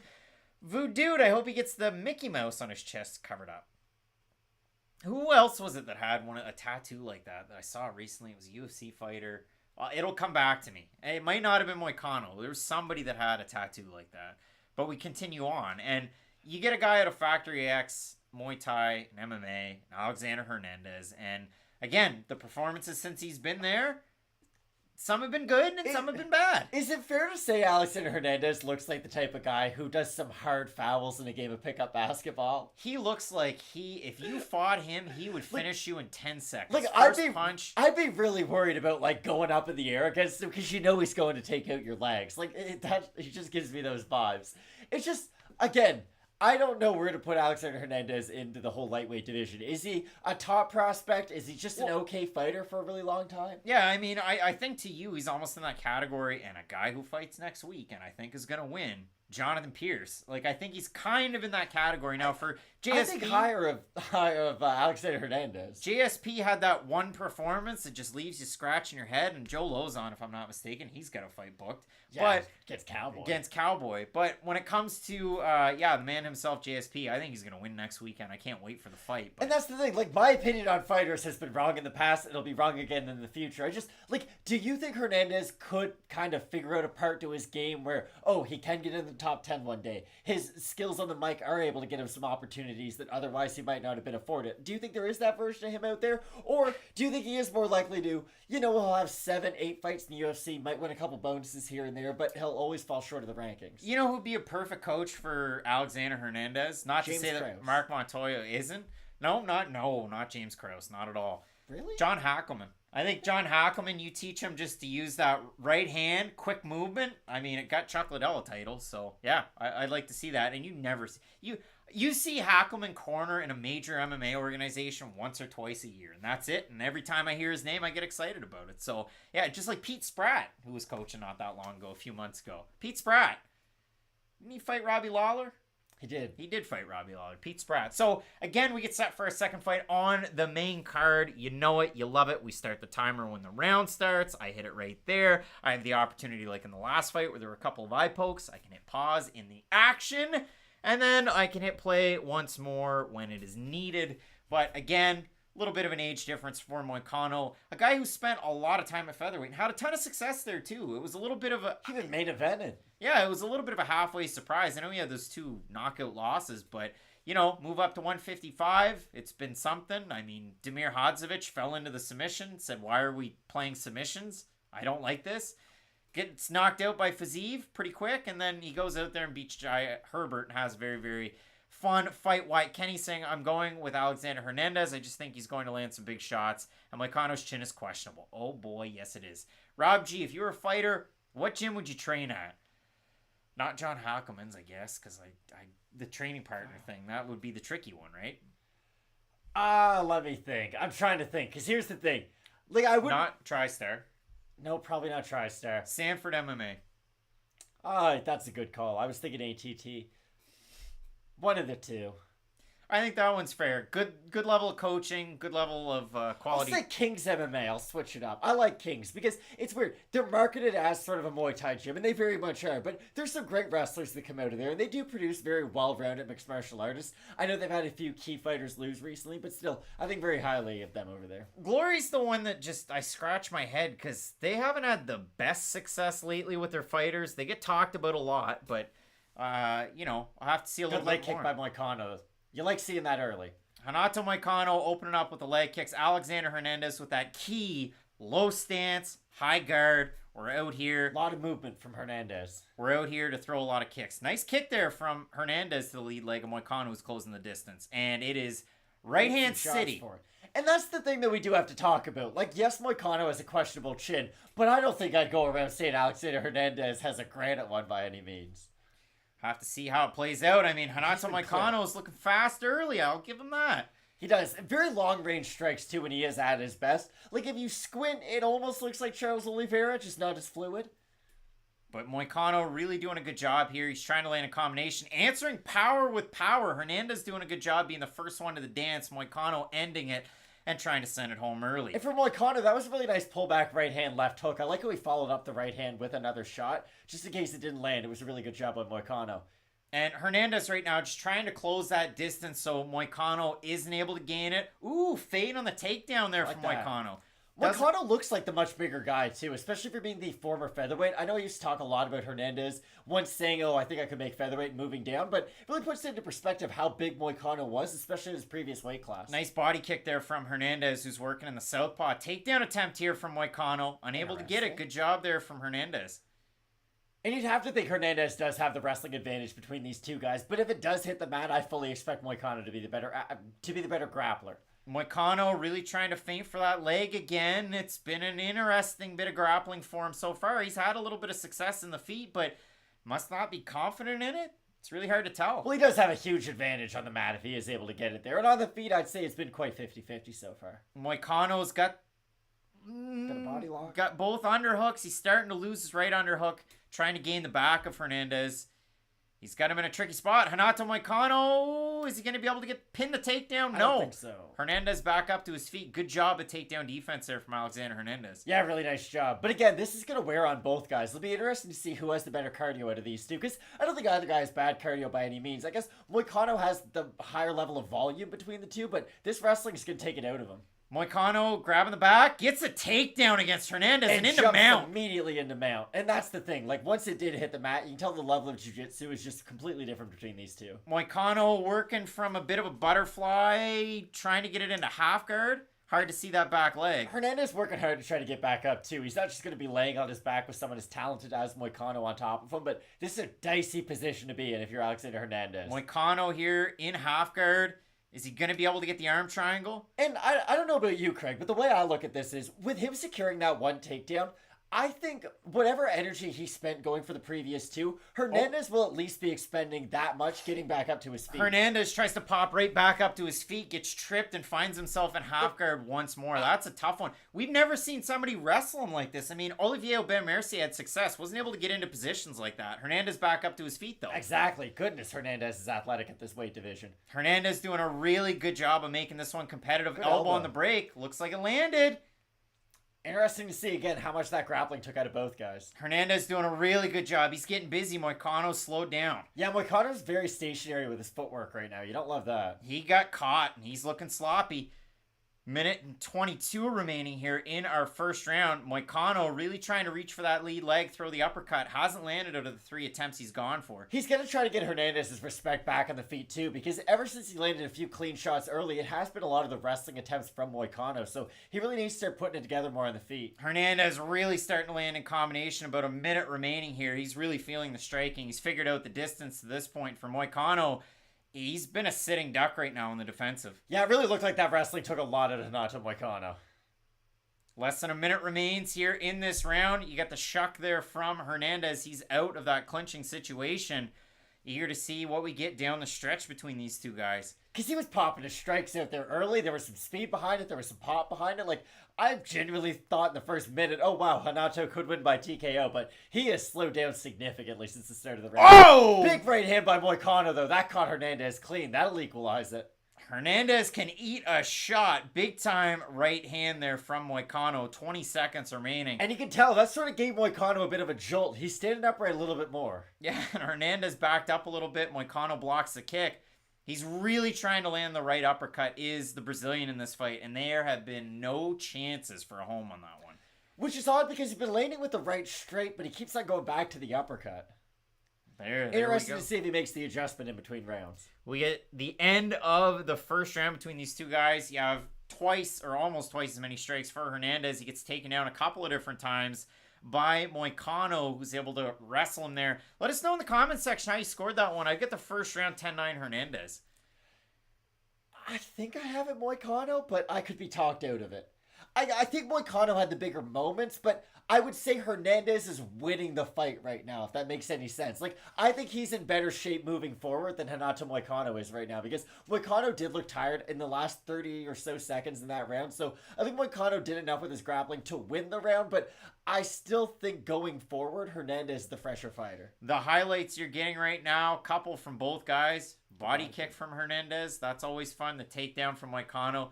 2 highlights from Moicano to 1 of Hernandez, which will make it to an NFT. Rob G saying Moicano 1-0. But again, very close round. Very close round between these two lightweights. Another really good lightweight tilt after Bobby Green, Nasrat, Haqparast. That was a lot of fun. So it seems like most people have a 10-9 Moicano over there. There's 3 of them. Whoa! Hit him. Oh, 2 clean shots by Moicano. Don't know if the first one was a slip or not, but that was a clean shot. Odds at par at -115 apiece. Usually when odds are par, they're -110. So it's weird to see -115 for both. But, man, it's a great one. Just my 2 cents. Moicano is a quitter. Come on, Alex. He's starting to land some good shots as Moicano is. They show the live tweets. Close first round. Kevin Ioli's got it for Hernandez. Somebody else had it for Moicano. Big knee by Moicano at the middle. He ate a few shots for it, but that did land. Moicano looking to go low on the takedown. Hernandez defending it. Shucks himself out again. Moicano definitely seems to be more confident coming into the second round. Big uppercut. It finally landed. The right uppercut and the left hook land from Moicano. He's finally able to find that piece of real estate he's been looking for. He's landed some big shots here to start the second round. He's the one backing up Hernandez now, and it's really working out. He tried to land a fight ender on that right hand. Renato is having his Jorge Gurgel tonight. Oh my goodness. Is it fair to say Renato Moicano showed up Bangkok ready? Oh! Renato Moicano! He's got him hurt. Oh! Hernandez is down! Wow, he is hurt. He ate some big shots by Renato Moicano. Oh, Moicano grabs the back. Yeah, this is a bad spot to be in with goodness. such a credited jiu-jitsu black belt like It's Renato Moicano. over. It is done. over. Renato Moicano. That was See you impressive. later. He turned that around some fast. Oh, man. We went 0 to 100 real quick. I won't say the word that other MMA members might say, but wow, what a fight we just had. Man, Amazing win for Moicano. Why are we exchanging such pleasantries? Well, it's just nice to see. Here's the thing about Moicano, though.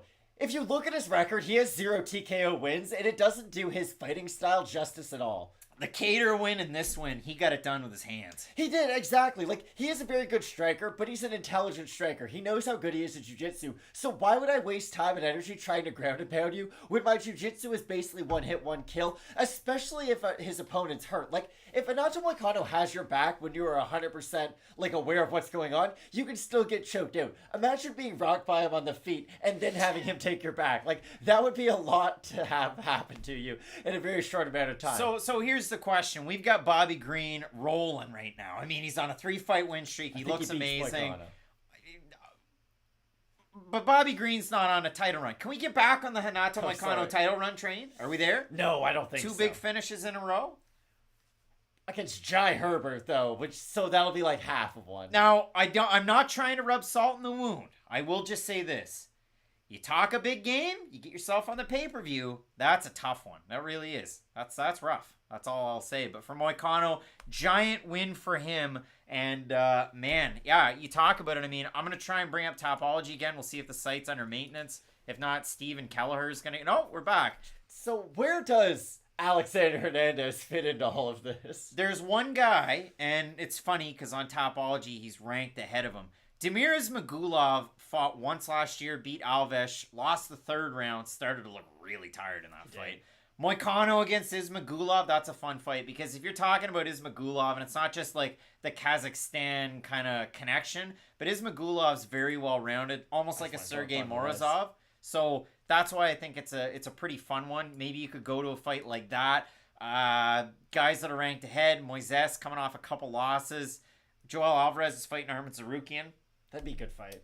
And then so on and so forth. And Dan Hooker's already booked against Arnold Allen down a weight class. So a lot of the top guys at lightweight have been matched up so far. So we'll be interested to see who they get next. Again, Nathan hanging out over there in the comments section. I'm all over. Like, if you wanted to make a Moicano fight, I get it, a 2-fight losing streak against Diego Ferreira. I'd be cool with that. I think styles make fights, and that's a good one.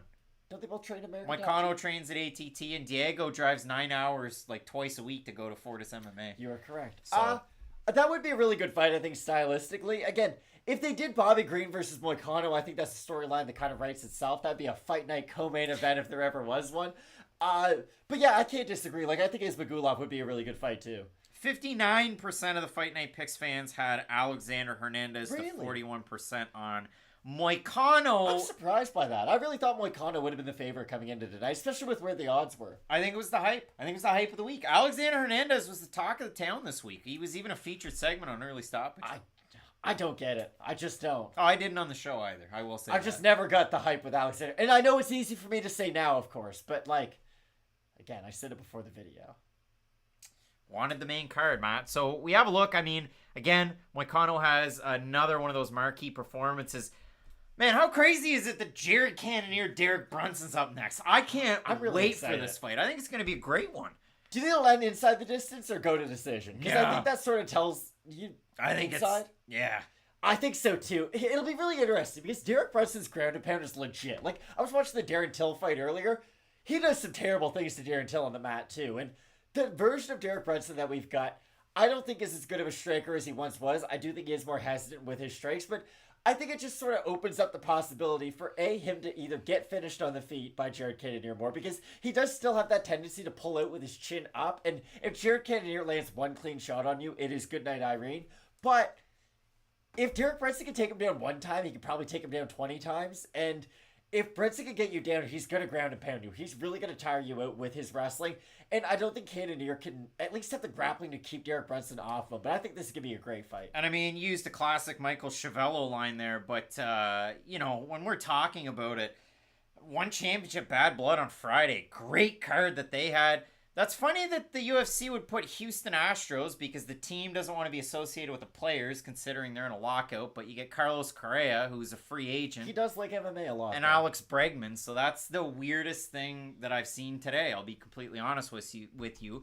But yeah, I mean, in this fight at middleweight, and again, to back that up with the one championship Bad Blood, I don't know if you watched it. Holy smokes, what a main card. In the main event for the heavyweight interim championship, 100,000 K going to your winner. Huge. Starting to get tired. It was Malyakin. Goes in there, lands the right hand, completely sleeps his opponent. It was an amazing knockout. So I had a lot of fun there. Aaron Moore saying, hey, Craig, where's the hot sauce at? I keep it cold. It's in the fridge. It's old. It's old to bomb, and it smells terrible. It smells like garbage. If you've never bought Da Bomb, and it's expensive to buy a little bottle of it, it smells terrible, and I wouldn't wish it on my worst enemy. So Pascal Siakam has a hot sauce that's pretty good. I highly recommend it. Spicy pea hot sauce. Spicy pea hot sauce. Huh. They sell it at Walmart, oddly enough. I'll have to check it out. Very available. I will have to check that out. But again, now we're getting a little bit of a preview of Colby Covington and Jorge Masvidal. What are your early thoughts on that fight? Because it's kind of odd for me. This is the way I look at it. Colby Covington, for me, is still very much in the title picture, if you will. I know he's lost twice to Kamaru Usman, but when I think about the career of Covington, I still think about how does he get back to or into the title picture. Whereas for Masvidal, he's kind of been a money fighter for a while now, and he's just gone after really big fights. To his credit, those fights have coincided with title fights in two of those cases, just because Usman is a bigger star in this division and in the sport. But I don't look at Masvidal as, oh, he's trying to work his way back to a title. I think about, okay, could he maybe get Conor McGregor at 170? Could he get Nate Diaz too? I think about weird fights like that more than how does Masvidal get back to the title. So I think it's a fun main event. Don't get me wrong. It's going to be a great fight, I think. I just don't really know what both guys are looking to get out of their career. For Masvidal, you're going to be the guy that knocked out the wrestler faster than anybody's ever knocked out anybody in the UFC. So he could do it to Colby Covington, but I do not see him beating Colby Covington. And I think it's a great fight. I think it's going to sell. I'm excited about the hype. I think. I don't know about it. And I mean, we talk about that. We talk about stuff coming up, next. And I think next weekend we have Brunson and Cannonier Light coming up at middleweight. You have Joaquin Buckley take on Abdulrazak Alhassan, a couple guys that can knock each other out. But Buckley can really bring it together with a little bit of his grappling. And Judo Thunder, when he's not taking on Jacob Malkoon, he can mix it up too. So I'm eager for that fight too, as you're off camera because we didn't plan for this. Yeah, it should be a fun fight. But next week's card isn't the deepest one. No, it's the main event would have been great, and it is unfortunate that Fiziev wasn't able to secure his visa in time, but it is really nice that the UFC is going to put that fight together, and we are getting it so fast. As they show right now our main card for the next pay-per-view, you've got Sergey Spivak versus Greg Hardy to open it up. Alex Oliveira, the Brazilian Cowboy, versus Kevin Holland at 170. That should be a fun fight. Barbosa versus Bryce Mitchell, an odd fight to see. Fiziev versus RDA is going to be a 5-round co-main event, so that should be a really fun fight. Then, of course, the main event. Is it for the BMF title? Is it not? You have Colby Covington versus Jorge Masvidal. A strange bad blood matchup. That is an awful pay-per-view card if I've ever seen one. Sergey Spivak, Greg Hardy. Wait, you're not excited for that? A battle of styles, Edson Barboza, Bryce Mitchell. That doesn't really make for the most fun fight that you've ever seen. And Kevin Holland, Alex Oliveira, but that's fight night main card fodder. So should be a fun fight. That's a quantity over quality if I've ever seen a pay-per-view, because your main event's so good, but it's not for a title. Yeah, that's very strange. I don't know how much it will sell. They're both coming off losses. It's a weird fight. It feels like they're almost getting them a little bit too late. If this fight was put together before Covington had a second fight with Usman, I think it would have sold a little bit better, just because Usman has beat these guys a combined 4 times. And we know he's the best in the division, but still, it's very hard to sell, oh, hey, these guys are main event worthy for pay-per-view. Especially with the hike up in price of pay-per-views. What do you make of a 5-4 Canadian heavyweight, 43 years old, who hasn't won a fight since 2007, being in the Ultimate Fighter this year? I don't like the Ultimate Fighter. I haven't liked the Ultimate Fighter in a long time. I think it's redundant since the UFC has Contender Series. It just doesn't make any sense to me. Contender Series is the best part of the Ultimate Fighter, and you get it every single week. So I don't understand the need for both. And it feels like Contender Series sort of eats up a lot of the prime guys who could be on the Ultimate Fighter anyways. Unless, could you imagine Chidi and Njokuani on the Ultimate Fighter? That would be dangerous for all of everyone else. But don't doubt my guy Chidi. He looked amazing. That's what I mean. If he was put on the Ultimate Fighter, that'd be really bad. But, yeah, I prefer Dana White's Contender Series to the Ultimate Fighter personally. Fearless Red, if you guys received your YouTube frame for 30K subscribers, no, you get it at 100K. You get the play button So that's where that happens. The one thing I don't understand is they say, what is it, 50K, 100K that you get the check mark, but I've seen a lot of channels with like the same amount of subscribers we have that are check marked as legit. And I mean, it's here, it's us, we're here every week, so that's the one that I don't understand. I would think that to lend credence to your channel, they'd add that, but I'm not, I guess, in the know. As we get set for Derek Brunson in his second to last fight. I mean, listen, one of the judges scored Roxanne Modafferi's fight against Casey O'Neill, a 29-28 Modafferi, when Casey O'Neill won that fight 30-27, which is insane. So for Derek Brunson, maybe a judge gets caught up in their feels and he wins when he shouldn't. I don't know. I think he's going to win the fight regardless, but yeah. I think this will be a really fun fight, and I don't think the judges are going to be needed, if we're being completely honest. Either Brunson dominates him on the mat or Cannonier knocks him out on the feet. Permanent saying McGregor is the one favorable super fight Jorge has left. 100%. I'd be down for that at 170, you know? I Seriously. think Masvidal probably beats him just because he is quite a bit bigger and his body's sort of filled into 170 a little bit better than McGregor. But it could be a really fun fight. And I say that, but McGregor does look big on social media right now. But, how much can you really take that seriously? It's just, you never really know what to do when you're talking about Conor McGregor. Like, is he training? Is he active? Does he want to be an MMA fighter? He has more money than he ever knows what to do with. So it's not like he really needs to still fight in MMA like a lot of other guys do. So you just never really know what any of those guys are going to do, especially in the top of, like, the stars of the MMA world. It will be tricky, and we shall see as we get the highlight pack for the man known as Jared Cannonier, a guy who got knocked out by Sean Jordan at heavyweight. And now we're here fighting the elite of middleweight in 2022. I mean, for Sean Jordan, he had his Justin Taffa moment over with the PFL. He couldn't make heavyweight anymore. And listen, nobody got more excited for Sean Jordan than me. And yeah, I mean, listen, it just wasn't meant to be. In the PFL's heavyweight division up until this year, I mean, you had Capoleza winning the season against Anche Delia, who was supposed to fight Sid Ogan at one point in the UFC. Felipe Lins. Felipe Lins won light heavyweight? Light heavyweight. I thought he won heavyweight. Light heavyweight over with PFL. But at heavyweight, yeah, it's been a weird mixed bag. I mean, Ali Asayev won a couple seasons ago, and he hasn't fought since. So, yeah, the PFL's heavyweight division. I get excited about it, but we get what we get. Carolina Rick saying, yo, still love the show. I go missing during football season. I'm back. You guys are the best UFC show. Well, thank you. Carolina Rick, appreciate you. Who do you have tomorrow? Do you have the Rams or do you have the Bengals. Almost said Chiefs. Wow. This is Chiefs last year. I don't have the Bengals because I'm a homer, and you can't root for a team in your division. So AFC North, it's all Browns for me, baby. But I would have the Rams regardless in that matchup. I don't watch a lot of football. I'll make that very clear. I think the Dolphins are really good, and they very obviously are not. But yeah, the Rams are probably going to win. They have really good defense, but Joe Burrow is pretty cool. What do you make of the Dolphins introductory press conference when you have "Welcome to Miami"? Oh, I thought you were going to finish the verse. No, maybe later. Did you watch that? I like the coach that they hired. He's really big. He's as hot on NFL Twitter as you can get. People love his post-game press conferences.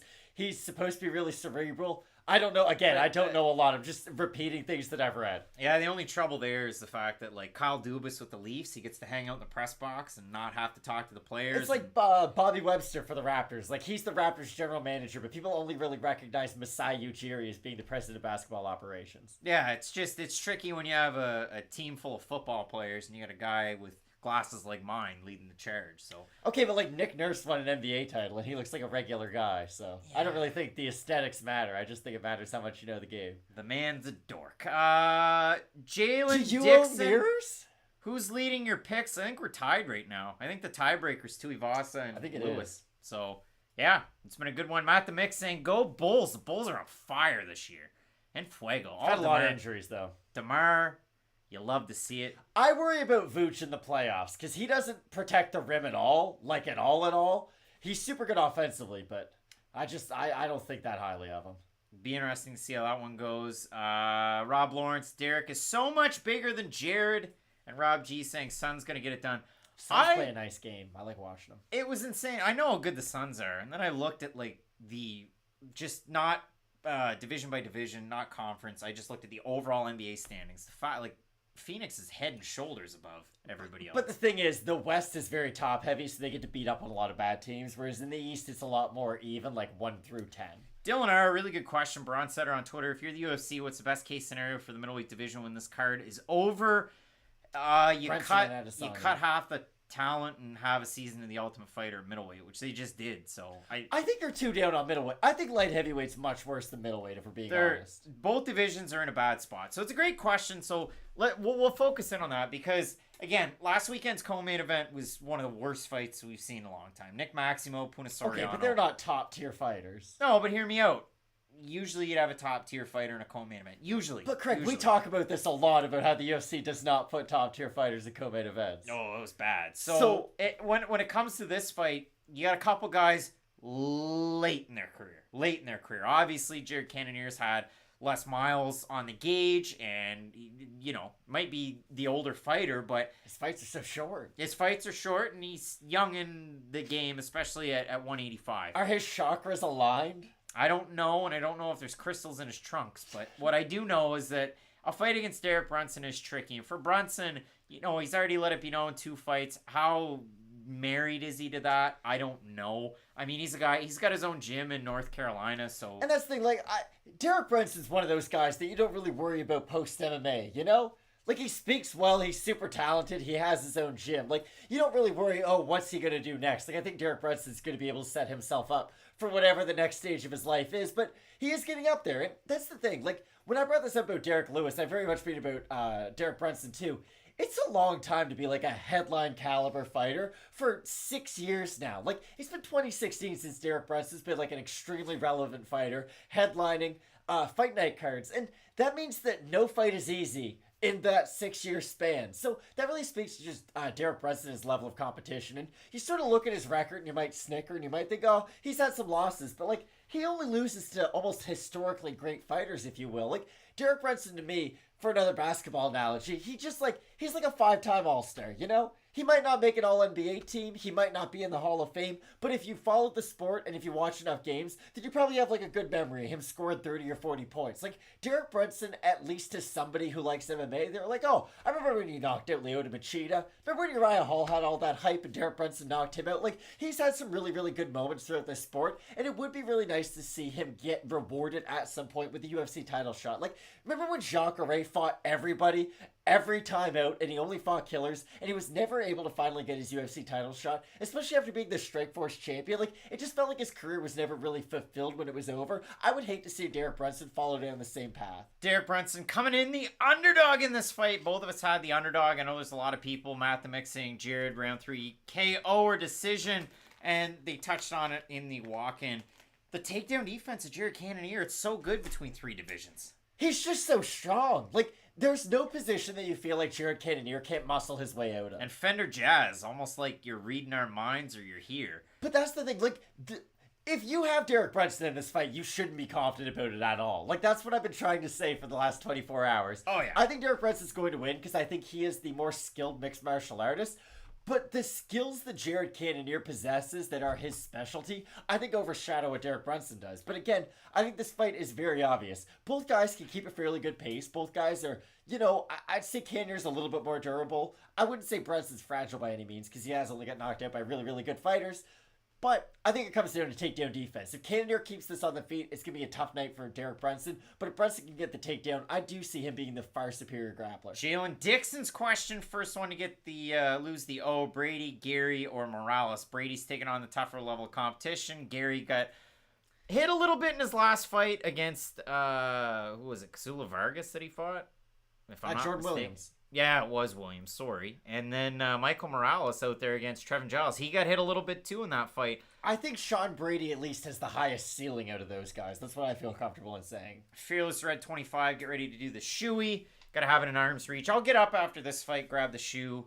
I'll grab a beer and I'll grab some hot sauce. Jared Cannonier came to throw down tonight. He certainly did. But Derek Brunson did seem to land a pretty good glancing left hand on the exit. And again, physically, these guys do match up very similarly. Like, you had said this on their face-off, but I was kind of surprised to see just how filled out, I guess, Derek Brunson looks, especially fighting a former middleweight. But you see the fatal flaw in Derek Brunson's skill set right there. Backwards with his head up and his hands down a little bit. Like, that scares you. Luke Rockhold does a lot of positives that you could go back and watch his game for. His striking defense would not be one of them. Brunson drops down for the takedown. Cannonier able to defend it. That was some good work by Cannonier early. You like to see it. 50 seconds in, both guys really trying to establish their game. And for Brunson, yeah, I mean, he's keeping his cards close to the deck, close to the table, winging in there, looking for a takedown. Cannonier on the uppercut, elbows.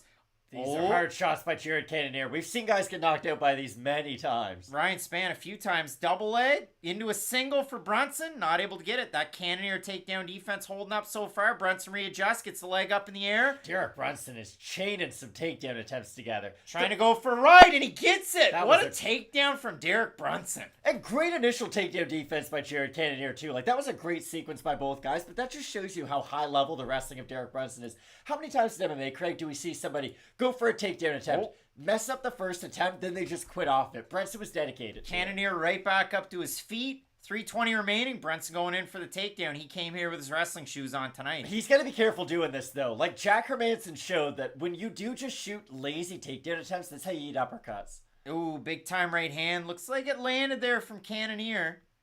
But you see what I mean? Like, Derek Brunson to me does look like he's regressed a little bit on the feet from the fighter who did knock out Uriah Hall, who did knock out Lyoto Machida on the feet. He does seem to just rely a lot more on his wrestling, and it seems to have taken away from his striking abilities. Brunson's really starting to eat a lot of shots here. Cannonier doing a good job defensively, especially on the feet. Kick by Cannonier. Body kick lands for Derek Brunson, but Brunson in all of these exchanges really, really wonky. We've seen it out of Cannonier too. When he gets hit to that left side of his face, he can puff right up around his eyes. He really can, especially after breaking his orbital against Robert Whittaker. Almost, and that was a tough fight. Almost like, and we saw it, especially last weekend, like an Alexis Davis. Ooh, and every time on the entry from Derek Brunson, Cannonier's timing an uppercut, and he's been able to find a home for it a little bit, but I don't know if Brunson's eating what Julian Erosa does for breakfast, because the chin's held up so far. Well, and to put in a baseball reference, it's like, if you give a really good hitter a bunch of bad pitches and they foul them off, you're just letting them get their timing down a little bit better, and a little bit better, and a little bit better. With Jared Cannonier, he's just going to get closer and closer and closer landing that big shot. And I mean, a longer count, it favors the hitter, and right now, you're starting to see that for Cannonier, but... Good shot by Brunson, though. Couple big left hands land for Derek Brunson, but he wants to wrestle. And it might even look like one of those hurt Jared Cannonier, but he was dedicated to the wrestling. Yeah, Cannonier's been pressing forward the entire round. And Brunson landed two good shots, gets Cannonier on the back foot, and continues to wrestle. Now, Brunson is married to these takedown attempts. And it does look like the wrestling is wearing on Jared Cannonier a little bit. Like, he isn't as fleet of foot as he was Another early. nice body lock takedown there from Derek Brunson, man. This is high-level stuff. It really is. He is mixing his martial arts. And he's into mount right now. Now into half guard is Brunson. Now he's looking to try to get into mount from half. Not landing any real damage here. 2 of 9 takedown attempts in a round. And that's why I always find takedown percentages to be a little bit misleading, because Derek Brunson going 2 for 9 in takedown attempts doesn't really do his grappling service. Shoulder pressure there from Brunson. About a minute remaining in this round.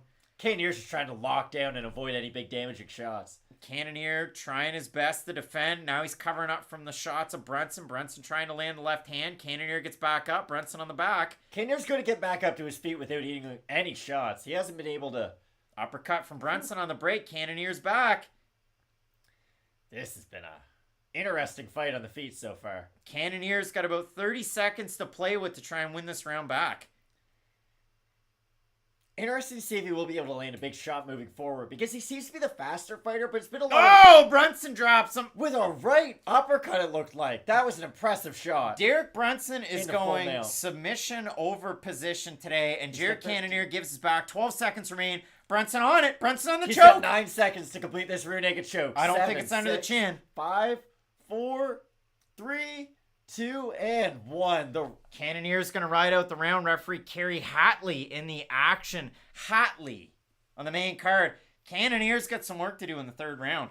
I mean, second round. Derek Brunson, well, maybe we even make it further, but you look at the total strike numbers, 20 to 13 for Derek Brunson. He was able to get, 3 of 10 on those takedowns, but I mean, listen, he was all over it in that first round. That was a really nice round by Brunson. Again, I don't love his hesitancy on the feet, and you did see some of his flaws. Even but just midway through, like his striking defense, it seems like his arms are very far out from his head. He doesn't react a lot with his chin. I worry about that fighting a guy like Jared Cannonier, but again, you saw what the pros were in his game. Again, beautiful right hook that dropped Cannonier. He's definitely the better grappler, and I do think that the wrestling is starting to wear on Jared Cannonier. Rob G, I hate lay and pray, even how effective it is. And Jared's one of those guys, in some fights he will, but tonight he's been just jumping for everything. So it hasn't been lay and pray from Derek so far. He's just been waiting to capitalize on any opportunity that Cannonier's been giving him. So even on that submission attempt, the guy knows he's got to get it done, and this is the last hurrah, really. It really is. If he wants to get that title shot, he has got to beat Jared Cannonier. Rob G, I can see a Brunson finish here. Listen, I mean, it's like a callback to the former studio. I mean, it's like the Tide and Matt learning about the Tide. Like, the Tide has shifted in the comment section. I don't ever remember messing that up, but you bring it up all the time like it's something I did in Brunson, 45 episodes. Jared Cannonier has some of the best takedown defense in this division, and as this fight's gone on, Derek Brunson has worn on him. And we're still early. And again, that was the key to the fight. If Brunson could take him down, he could probably do it more than once. Whereas if Cannonier could keep this fight on the feet, you'd think he'd have more success. I really did like that Brunson dropped him at the end of the first round. Sort of a confidence gainer for Derek Brunson, especially if he is sort of at least kept on his feet throughout the second round. But really good work by Derek Brunson. He's just making Jared Cannonier work no matter what. Cannonier's back up to his feet. He lands a really nice right hook. Goodness. Both guys are... The fight's starting to wear on both guys. It's been a grueling one. James asking if over 1.5 means it has to complete 2 rounds. No, it's got to go past 2 minutes and 30 seconds in the second round. That's what that one means. And we're 4 minutes remaining in this round. Cannonier's been able to steal that momentum back with a couple good shots here. It'd be nice if Cannonier had slightly more volume, though. It's a lot of one shot and then just wait. And yes, if the one shot lands, it's going to land really hard. But if he lands in combination, he'll have a lot more success. Good knee up the middle, though. Nice knee up the middle. Brunson's starting to look a little slow here in the second round. Good counter right by Cannonier. But again, he needs more. He can't just throw that one shot and kind of rely on that to win or lose by knockout. 3:33 remaining here in our second round. We still have the co-main event after this fight. But, yeah, I mean, it's been really back and forth in totally different ways. And even for Cannonier on these counters, he's looking really slow as well. He is, and he does leave his chin so far out there. And we talked about it, Matt. I mean, middleweight, this is another bad look for the middleweight division at this point. When you're on a major pay-per-view stage, we're starting to slow down a little bit. Cannonier lands a really nice right hand there. I still think it's better than 205. I really do. Like, Derek Brunson's good at everything, at least, and so is Jared Cannonier. This has been a tough fight for both guys. Nice leg kick there from Cannonier. Brunson backs away. Still the bulk of this round remaining. Brunson just coming in here like Roxanne Modafferi throwing at these weird angles. You have to think he's looking for another takedown attempt, but Cannonier's doing a lot better moving on his feet right now. Brunson going deep for the takedown. Clinches up. Cannonier's going to try and get out of this. You got an underhook apiece. No shot on the break for either man. Good takedown defense, though, from Jared Cannonier. He's definitely starting to improve getting his initial underhook, and that's helping him a lot defend these takedowns. Looked like a nice right hook landed there for Cannonier, and it was on a left of Brunson's. Definitely a better round for Cannonier so far. He's been able to defend a lot more of the takedowns, whereas in round one, he spent a lot of it on his back. Brunson with his back behind that black line, an important part of MMA. Really nice left hand lands there for Cannonier. Brunson continuing to pressure forward. He has definitely less takedown attempts as the fight's gone on. It'll be interesting to see if he goes back to the wrestling in the third round if we do make it there. Yeah, this is one of those fights. I mean, we were talking about it pre-fight. You assume that the winner would get a title shot? Do you still think the winner gets a title shot? I mean, we're only halfway through the fight, so it kind of depends what happens. But right now it's interesting. Like, Martin Vettori does have a pretty good rule to it. And the thing about Martin Vettori is he did the UFC a massive favor his last time out when he accepted a fight on 1 day's notice, up 20 pounds. So maybe they do reward him and give him that rematch, but it'd be tough to do him versus Adesanya 3 if Adesanya is victorious tonight. Live odds minus 255 for Jared Cannonier.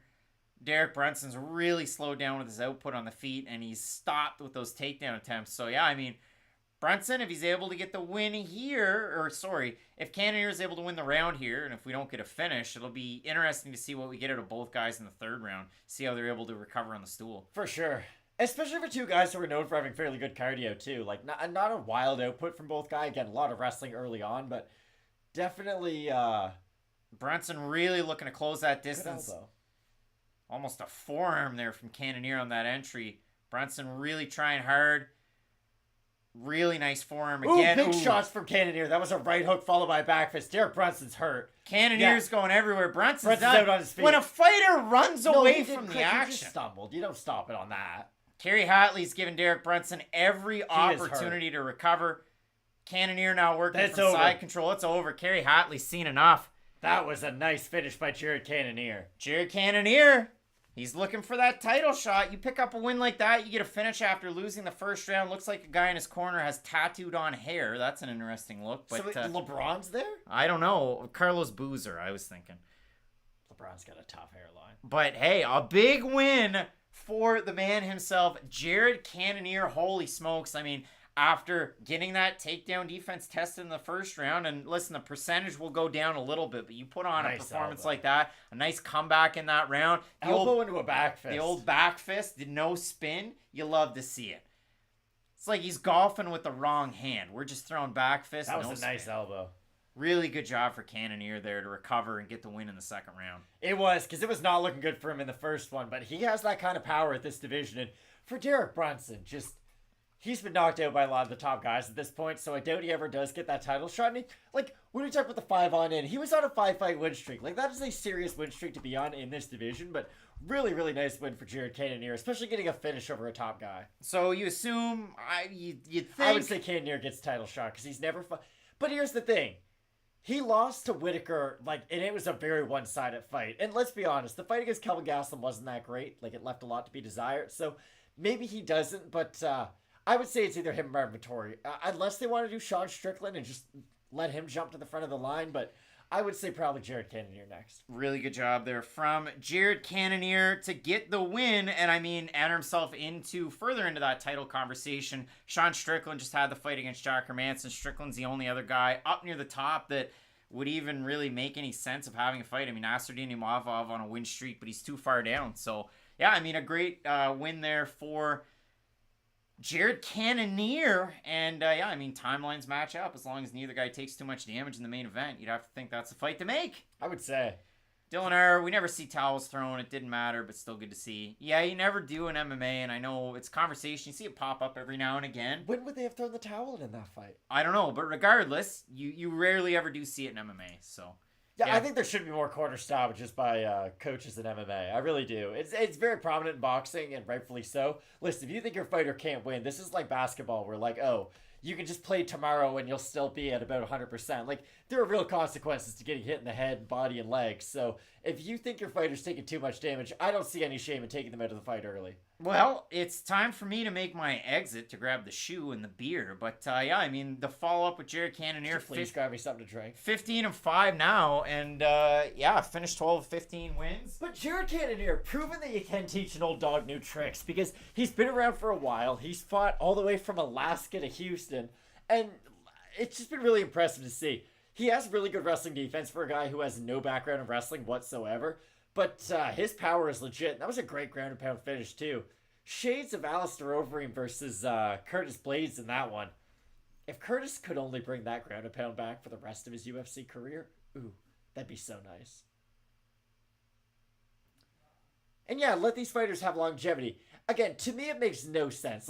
Every hit a fighter takes is one less hit that they can take in their next fight. So if you can save them from themselves, because that's the thing, the fighter is always going to want to fight. It's just a prerequisite for being an MMA fighter. You have to be tough.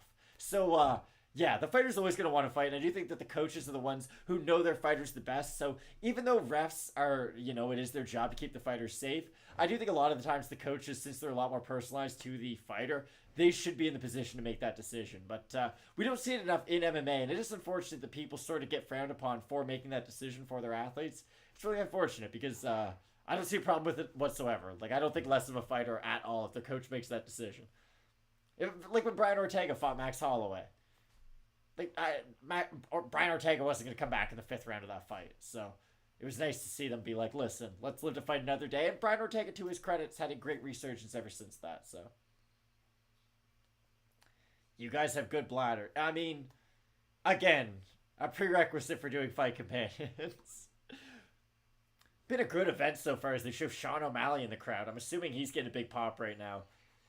It's very rare that prospects can lose fights but still sort of live up to the hype in the court of public opinion. But it's been really nice to see that Sean O'Malley's been able to lose to Marlon Vera but come back even stronger, if anything, which is extremely impressive. So, as they promote Covington versus Masvidal. Covington Masvidal. And it really is tricky because you look and you go ahead and you move to the next week. Now, I grabbed the AF1. I grabbed the Molson. And so, yeah, if Derek Lewis shoots a first-minute takedown, there will be a shoey. I think what I'll do it outside so it doesn't ruin my office. And, yeah, we'll get some video of that. But, yeah, I mean, a big-time fight, obviously, if you do move ahead, you look at this one, you've got Derek Lewis, you've got Tai Tuivasa, and, again, for Derek Lewis, he's ranked 3rd in this division, Tuivasa at 11, and you look at kind of how he got here, because for Lewis, a nice resurgent win against a really good up-and-comer, a lot of people really hyped on him, and I think myself included, with Chris Daukaus, you're going to see him back. Like, I'm not... Exactly. I don't think he's done in the top 15, and maybe that speaks a little bit to the top 15. I don't even mean it in that capacity. Like, I truly think Chris Daukaus is a very talented MMA fighter. Oh, 100%. But, I mean, yeah, for Lewis, he loses the Gon. Before that, it was an improbable series of wins that he was able to accrue. A lot of last-second knockouts. I mean, what's the most impressive Derek Lewis comeback you've ever seen? Is it Volkov? Probably Is it, Volkov. like, the Tybura fight? Like, when his balls were hot. Is it Alexei Oleinik? Like, he's had some fights where he's come back out of some tricky spots, and that's what you love to see out of him. But I'll never forget watching Lewis versus Volkov with my elderly grandmother, and then him knocking out that tall Russian man in very violent fashion. One of her only experiences with MMA, but one that I hope she never forgets. Yeah, and then she decided that Pettis and Ferguson was too bloody. Little too violent for her. Thought she'd go to bed before Conor McGregor versus Khabib. Probably the only person in the world who watched the whole main card of UFC 229 and decided, you know what, I'm going to go to bed before the main event. And for that reason, shout out to her. I have that poster on the wall. The poster's on the wall. We've got UFC 229, we've got UFC Moncton, and we've got the PFL Championships. Some fun ones. They're memorable in their own rights. But yeah, I mean, we're talking about the 5-on-in for Lewis and Tuivasa. You look at it for Lewis, the lone loss to Gon, wins over Ilir Latifi, Alexei Oleinik, Curtis Blades, and Chris Daukaus. The wins for Tuivasa on this 4-fight streak. The double knockout of Stefan Struve. He beats Harry Hunsucker. He beats Hardy. He beats Sakai. And really in that Sakai fight, the craziest part about it was, and I remember us getting ready for that fight, was saying, Tai Tuivasa, if he's to lose, Augusto's going to pressure him. Augusto's going to get him up against the fence. He's going to make it boring. But Tai Tuivasa did some of that, and he had success in some of those areas, too. Augusto looked like he saw a ghost. He didn't fight in the classic Augusto, like Sakai manner. He really didn't. Augusto. That's Sakai. tough, Craig. Well, that's maybe it is. just crickets. Maybe. The problem is Sakai didn't look that good in that fight. Now, Tai Tuivasa showed his incredible hand speed and his really good combinations. Be interested to see if he can get into his combinations, because anytime you set your feet and start to throw with a guy like Derek Lewis, you are in prime territory to get absolutely flatlined by him. And I really do think that he's going to take him out. I think it's going to be a really, really fun fight between these two guys, but I do think Derek Lewis is more likely than not to win by knockout. Derek Lewis, the highlight pack, we will get it. But yeah, I mean, you look at a fight like this, you don't anticipate it's going to go all the way. Now, I didn't anticipate that the first fight on this card would have gone all the way. But William Knight did a lot of nothing. He did pick up Max Grecian at one point, and Max almost jumped into it. It was like a Brock Lesnar, what was it, F5? Like, you're gonna get some help from the guy that's getting thrown. I was gonna say Hulk Hogan, Andre the Giant, or more that famous example. But when it comes to that William Knight fight, I was underwhelmed. Now we will answer the question Mike Abbott asked. Predictably heavyweight favorite, but have a bad feeling about Lewis tonight. Matthew Campbell, who's grandma's favorite fighter? I don't know. Probably some boxer in like the 50s, honestly. And I joke. Tomorrow I'll ask her. How about that? Tomorrow I'll call her up and I'll ask her who her favorite fighter is. And she'll probably pick like a semi-professional wrestler that did the Atlantic Canadian circuit way back when. I have... Yvonne Durrell is probably who she's going to say. She was big into the wrestling scene at one point. I do remember her telling me a story about that once. Oh, yeah. There was a lot of... And then there were boxing gloves there, and we used to chuck them and fight with our cousin Ty. It was good stuff. And I think Ty would... He's got the weight behind him now. He would chuck him. He'd hum chuck him like at a parking lot at Dooley's. He'd have zero cardio. Hum chuck it. There was a I've Strange never Brew seen reference. a good fight outside of a Dooley's. Apparently I missed the Strange Brew reference. I apologize, so I'll just give you the and if anybody knows the Great White North that way, then at least you'll get that. But yeah, I mean, Tuivasa Lewis, we talked about it quite a bit. We talked about the 5-on-in. We talked about some of the different little tweaks that Tai Tuivasa has been able to kind of add to his game out of those camps that he's had over in Dubai, the personalized training, the having a little bit of brew on the MMA Hour. What was that? Started January. That was the last time that anybody's seen or heard of him until this week. But I like that out of Tuivasa. The fact that he's kind of keeping things a little bit closer to the chest and he's going out there and putting the work in. And you really kind of appreciate it. And if we get a shoey tonight, wouldn't that be fun? Wouldn't that be fun? If you like MMA, you like Tai Tuivasa. And if you don't, then I don't like you. It's very easy. He represents like everything that's good about MMA. You don't have to be some uber athlete like Shohei Ohtani. You don't have to be like as good as Conor McGregor, as witty as he is on the mic.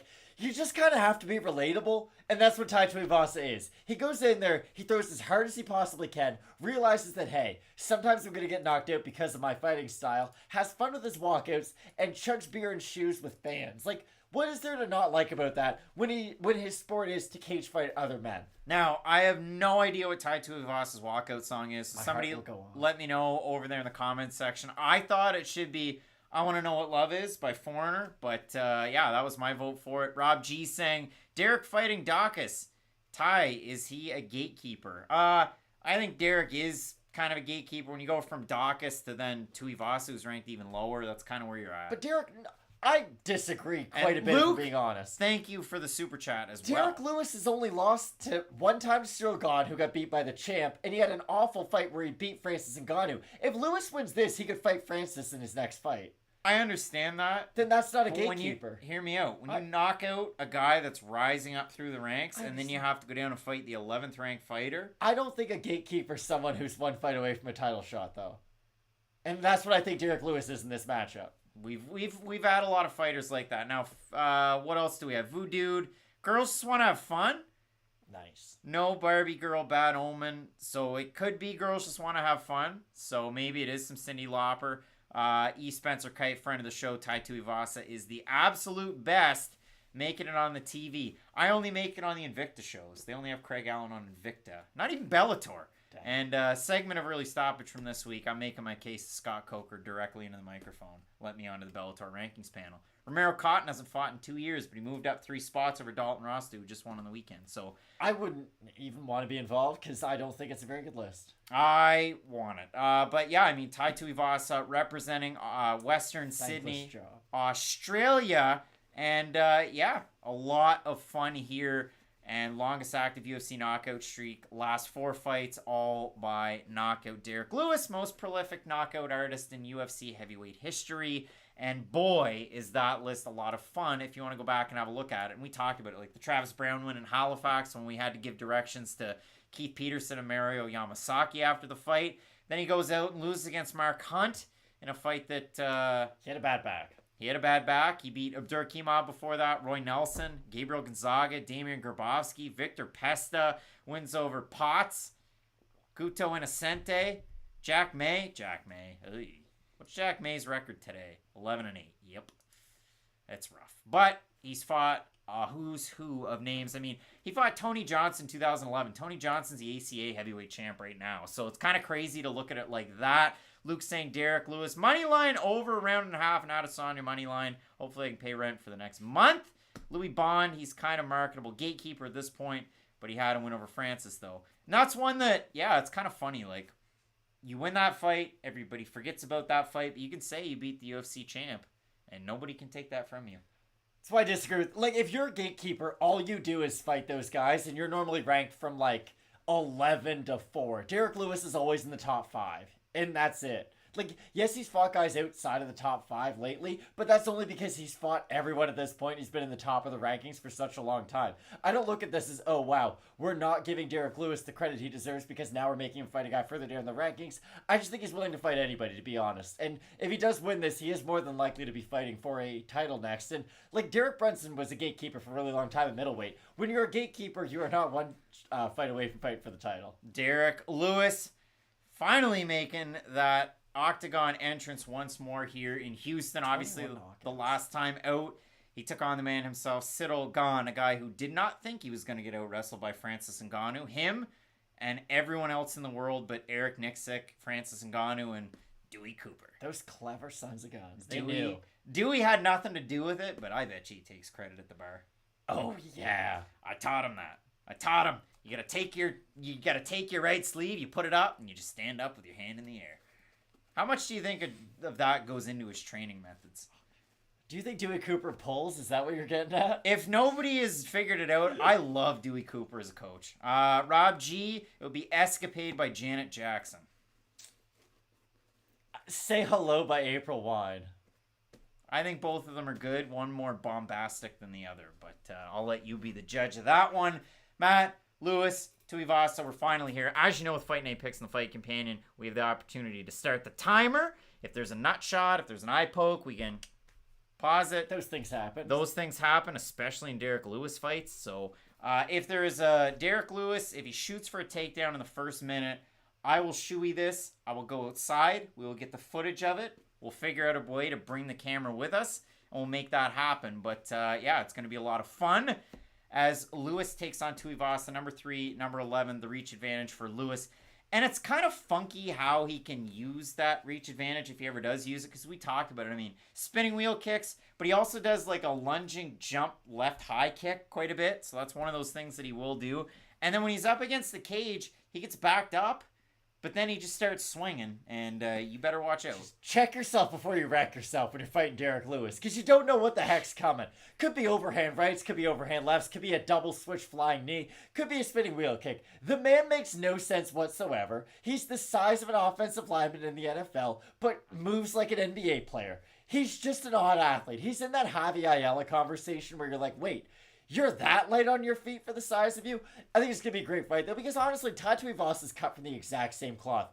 People forget he has that, like, flying knee knockout of Rashad Coulter. And I know that Day Walker's not in the same category of a fighter as Derek Lewis is, but still, that was a very impressive win. And it just kind of gives you a glimpse as to how athletic Tai Tuivasa is, too. So I think this is going to be a great fight. I really do. The guy just put half a beer in a shoe and drank it. That's a jinx if I've ever seen one before. Theo C gets it. It's a great song. And Voodoo, mine would be Streets of Siam. Yeah, who just had that as a walkout song, though? Somebody just had that, like, in the last couple of weeks. If it would come back to me, I'm thinking ahead to the next weekend's UFC card already, so it's tough. But somebody just walked out to that. Voodoo probably does know who it is.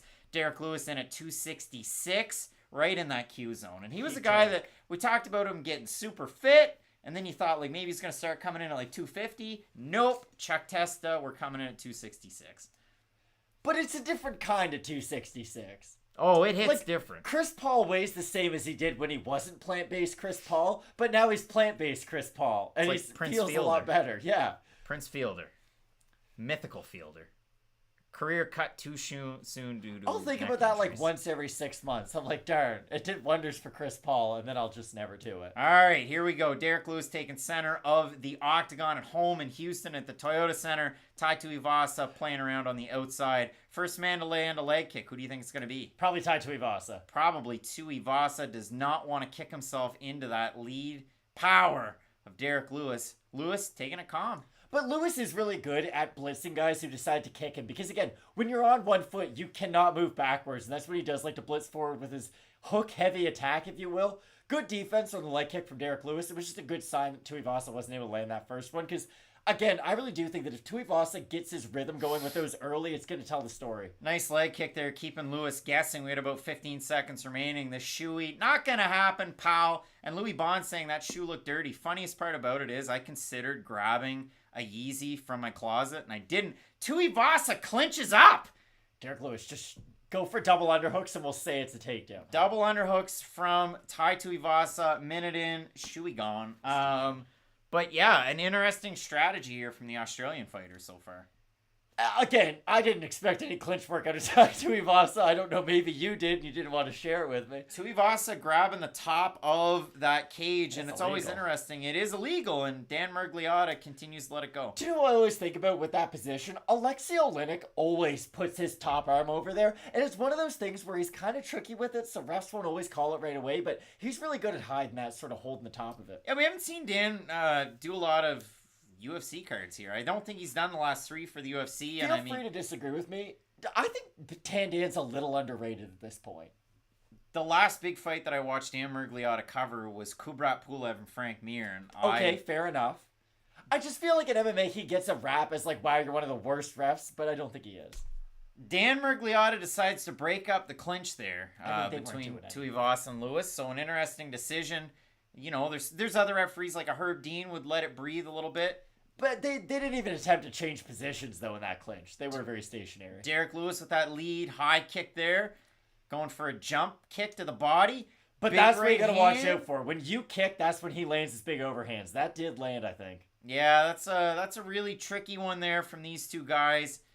Tough to see. Can't wait to see the replay on it. But it's interesting, too, isn't it? Because Tai Tuivasa's most damaging shots have definitely been those leg kicks. But when he throws those, that's when he puts himself into a lot of danger. Yeah, we're about halfway through this first round. I mean, Lewis looks like he's pointing to kind of get that left hand out of there. Now he's dropping levels. Now he's looking for the takedown of his own. If we only open it up to the whole first round, Craig. 2 minutes and 12 seconds here left. Tuivasa defends a takedown. I gotta be honest, that wasn't a terrible entry by Derek Lewis, but it was a really good defensive job by Tuivasa. Forearm shuck from Tuivasa, who reverses position, lands an elbow on the break. You gotta watch out for that top hand. Nice knee there to the body from Tuivasa.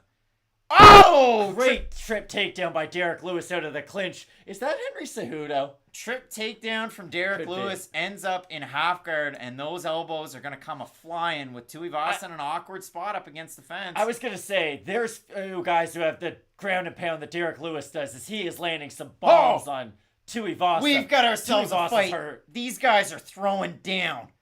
They both landed some clean shots in that exchange. Tuivasa's clinched himself up. Minute 22 remains. How is Tuivasa not unconscious? He ate about 6 clean right hooks to the head. Came up swinging and landed some of his own to the point where he was able to get himself into this position. Now we get about 1:11 remaining in this first round. And Tuivasa really seems invested in that body work and the work to the legs. And it's a smart strategy against a guy like Lewis. He does, but I would still say Derek Lewis has the better cardio in this matchup. Like, that is the underrated part of his game. He has fought in a number of 5-round fights before. And when you look at his record, it's sort of Yoel Romero-ish, where, yes, it's knockdown heavy and judo hip toss heavy all of a sudden, but he does have a lot of like 3rd and 2nd round TKOs. Judo hip toss from Lewis, who's starting to hammer away, and Tuivasa working on a single leg. Takedowns landed from Lewis. Personal best of 2 beats a previous best of 1. That was really nice though by Derek Lewis. Yeah, this is absolutely insane so far with about 30 seconds left. And anything you thought about this fight, you can throw it out. Oh yeah. Tuivasa going back to the body. Got Hand on top of the cage. Tandan getting a look. Tandan's like, what are the rules? Underhooks from Tuivasa. Probably didn't think that Lewis was going to work all these takedowns. I would say round 1 for Derek Lewis because he was able to land so many clean shots, but that was an exciting first round of heavyweight action. Did not think any of that stuff was going to happen.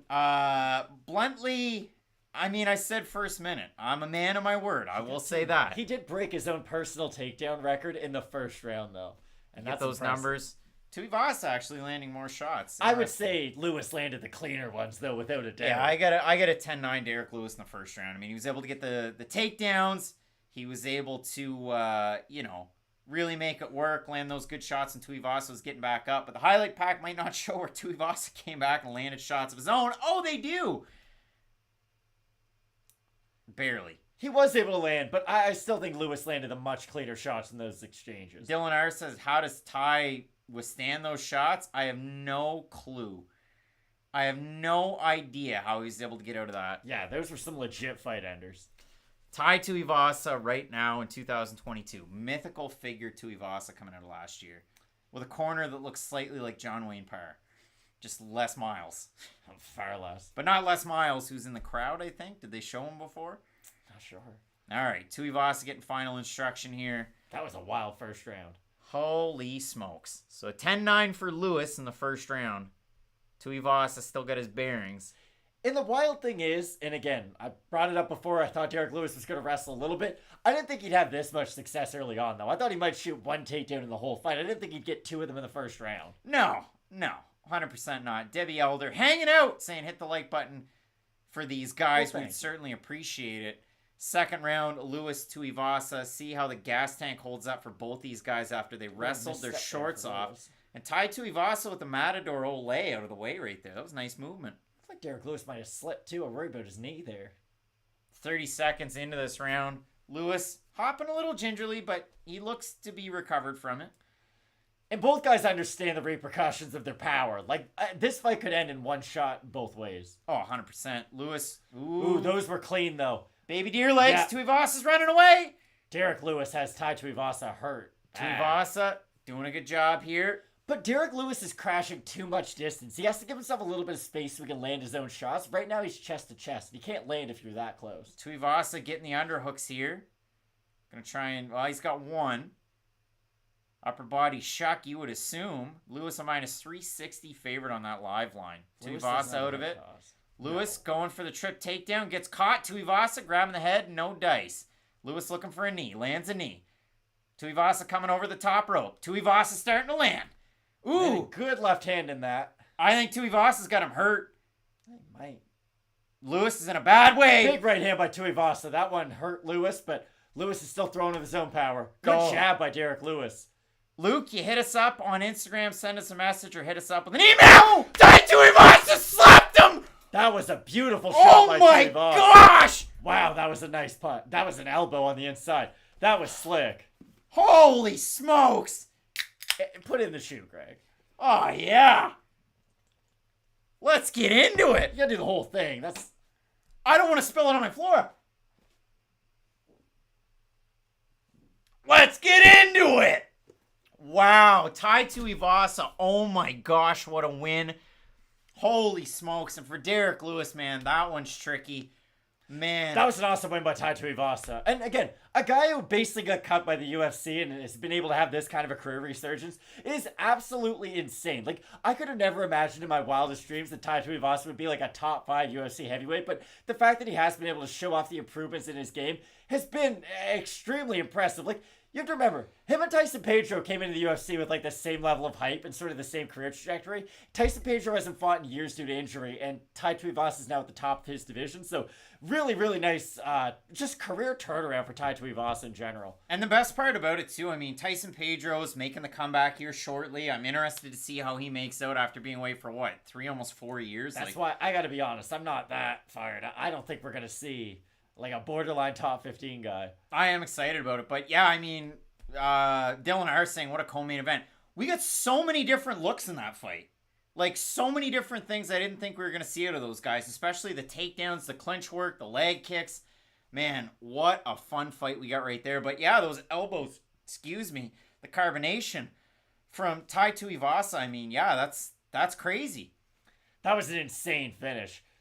And again, for Tuivasa, like, he has made those improvements throughout his career. It's been really nice to watch. Tuivasa, you're getting that reaction. Bisping's feeling it. Tai Tuivasa is so hot right now. Yeah, I mean, I can't wait to see what they decide to do, especially, I mean, for Tuivasa, we talked about it. You're 11, you fight number 3. Now, you end up falling somewhere in the middle. You don't end up way up at the top, so... I think you fight Cyril Gane next.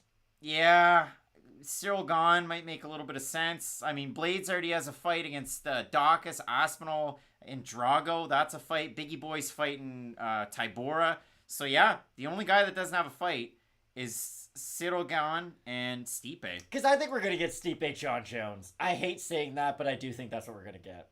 Well, I mean, I'll update the Instagrams because we gotta. But, yeah, I mean, for Tai Tuivasa, a fight with Cyril Gane, yeah, I think that would be fair. Permanent saying shows how very much overrated Lewis still is. I don't think that's true. That's a hot take. He has the UFC record for most knockouts. You can't be overrated and have a stat like that. No, that much is true. And he won that first round, like, fairly handily as well. It was just wild to see Tuivasa eat those shots. It really was. Yeah, I mean, think about it, too. You really do have to look at it. Like, the live line on Lewis in the second round was what? Minus 355, I think it was? Yeah, but those live odds we talk all the time are terrible. But hear me out. He won the first round. He was doing a very good job. And then right up until the last 30 seconds that fight lasted, Tuivasa was really able to do a great job, come back. Theo's saying Tua versus Gane. Do you think Tua Tagovailoa would do well against Cyril Gane? Well, his bones are made of glass, so probably not, correct? No.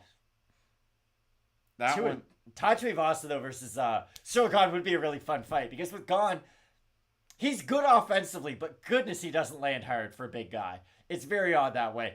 Grappling-wise, you would give the edge to Cyril Gane, of course, in that matchup. But the version of Tai Tuivasa we get now can push guys back up against the cage and really land with power. I think it'd be a really fun fight to see. I'd probably give the edge to Cyril Gane at least this early on, but I think that'd be a really fun fight. Especially, let's just judge it based on their last performances. Tai Tuivasa has never looked better, and Cyril Gane looked like a shell of himself. So I think that'd be a really, really fun fight.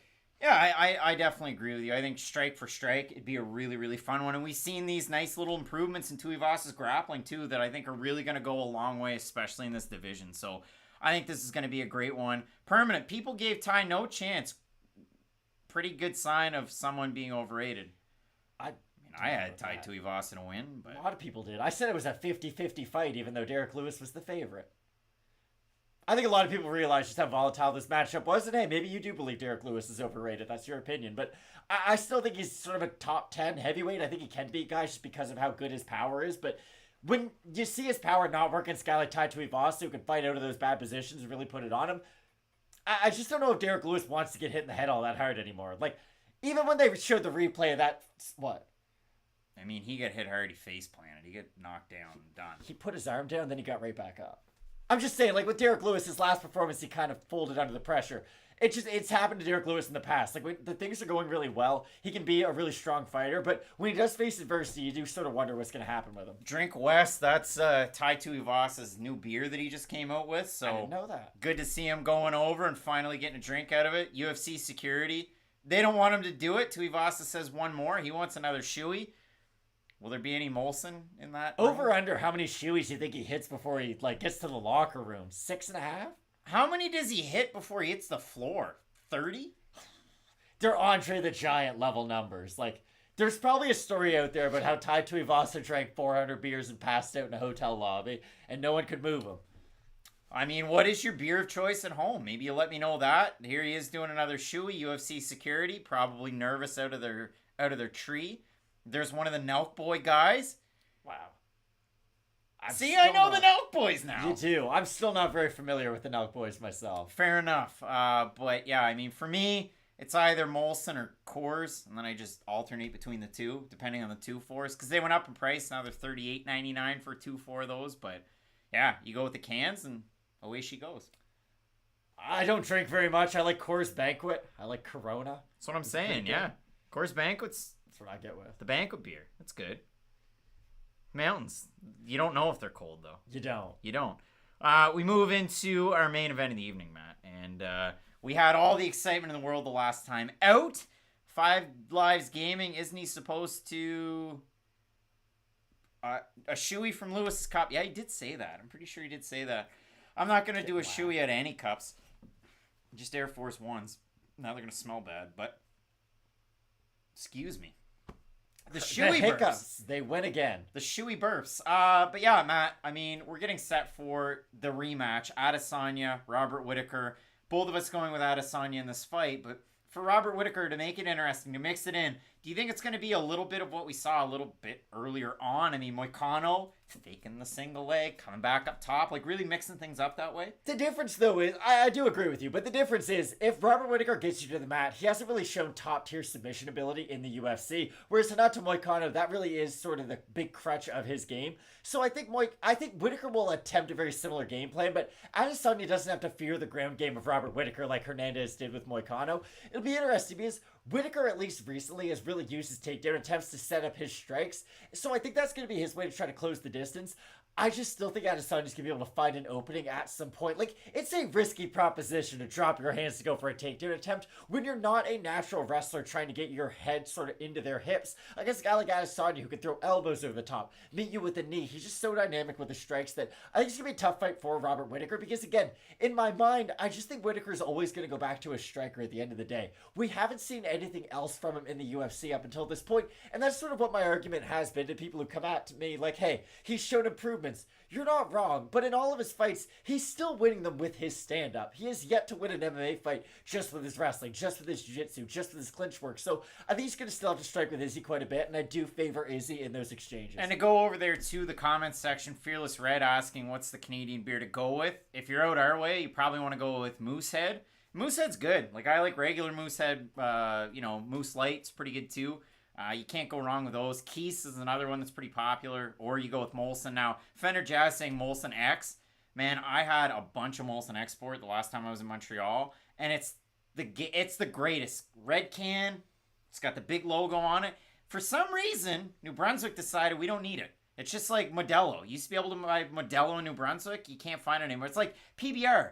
You used to be able to not find it. Then you could find it. So Molson Export's one of those things I was told, oh yeah, you guys definitely have it at home. You don't. I've looked. In this edition of what our provincial alcohol commission will and will not let through. It's a very interesting story if you want to go back through it. You can bring more cans of beer. I'm sorry. You can bring more cans of beer from the States into New Brunswick than you can from Quebec into New Brunswick. I lost all the energy in my body. Interesting. Fender Jazz saying Moosehead rocks. It is pretty good. I don't have any in my fridge, though, so I don't have Molson. But, yeah, when it comes to this main event, though, I mean, you really did touch on it. What manga reference do you think we get if Adesanya wins? I'm excited to see. I've never watched it. Not a fan of the genre personally. I know people who do. I remember watching Teen Titans, the early one. That was pretty neat. That was a good show. Good show. I know they brought it back for like a much younger audience, but back in like the early 2000s, that show was fire. Go! I was never a Dragon Ball Z guy. Again, I know a lot of people who got into that. I watched like 2 episodes of Naruto. I'm not too cool to admit that, but again, couldn't get into it. My Neighbor Totoro? No, I watched The movie. Last Airbender growing up. I watched that every now and then. That was pretty good. The Avatar. And you'll get to see The Last Stylebender coming up. You will, again. If you haven't checked it out over on the TikToks, we got a Last Stylebender auto that's it's hard to see, but it is over there on our TikTok. 15-minute card breaks. I got something on order for that channel, by the way. That's on the way, so we'll do a video on that one coming up soon. My buddy calls red Molson X cans Dragon Cokes. I guess you could call it that. If a dragon's drinking Molson Export, it's a cool dragon with me. Rob Lawrence, I don't know who you have, though. Debbie Eldar, Cannoneer get the winner? I think so. I do, especially with the way he was able to finish it. You kind of forget about the first round and, all's forgotten. Since we talked about our provincial allowing beer or not, or our province allowing some kind of beers or not, I'll make a specific Raptors reference just because I doubt a lot of people will understand this too. It's wild to me that Robert Whittaker is younger than Israel Adesanya. I compare that to, for the Toronto Raptors, they have a guy named Gary Trent Jr. who's very, very good at basketball, and they have a guy named Malachi Flynn who they just drafted. Malachi Flynn's older than Gary Trent Jr. I feel that same way about this main event. Like, it's wild to me that Adesanya was brought up as though he's the hot prospect to take on the champion of Robert Whittaker, where Robert Whittaker is the younger guy in the sport. Are we going to open Prism's second release? Probably do it on this channel. We'll incorporate it a little bit more into Fight Night Picks, and then maybe some people migrate over to the second channel. That's the way you got to do it. But there was also a question there. When I used to live in Puerto Rico, they had Modelo. Good beer. It was $1. You could get wasted with $10. Wow.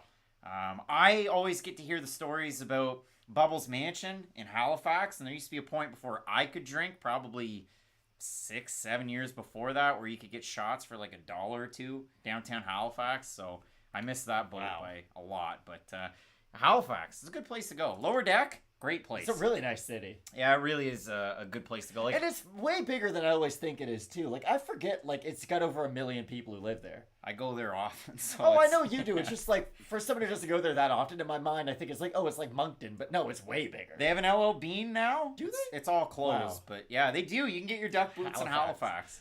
You don't have to hit the Cat Ferry. We sound like we work for the Board of Tourism of Halifax. We don't, but it is a very nice city. Yeah, I'm a bit Nova Scotia. Yeah, Nova Really, Scotia's good. I haven't been to a big city in Canada that I dislike. Like, Halifax is great. Toronto's really nice. Montreal's been nice. Quebec, every time I've gone, is nice. City.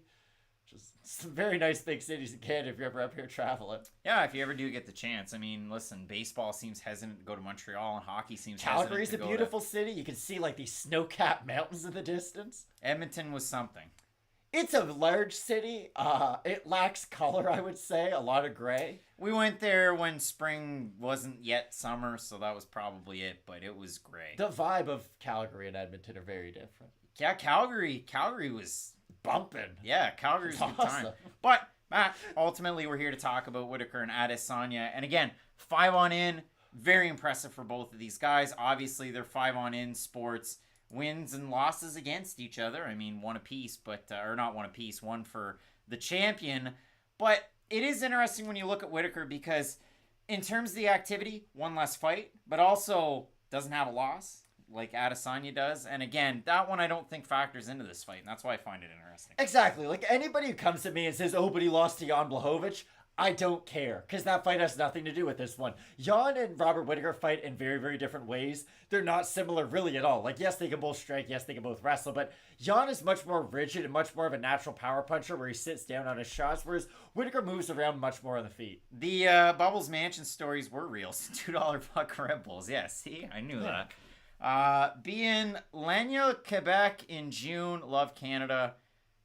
Hopefully you have a great time. C'est où Laniel, Quebec? C'est pas Laval, Quebec? Okay, There's great. a chance I'll be in Laval, but Laniel, I'm not sure where that is, so let us know. Beerley's Blues Club and the Economy Shoe Shop in Halifax. I do know where the Economy Shoe Shop is. I don't know where Beerley's Blues Club is, but I'm a big lower deck guy when I go there. So that's, you can eat, you can drink, you can hang out. There's music under normal circumstances. So yeah, I'm excited about that. I think this summer is going to be a bump in summer in the Maritimes, and I think it's going to be a bump in summer in Maine too. Can't wait to get back there because NEF had a card. Decade of Dominance was tonight. Aaron Lacey making the return in the main event at 155.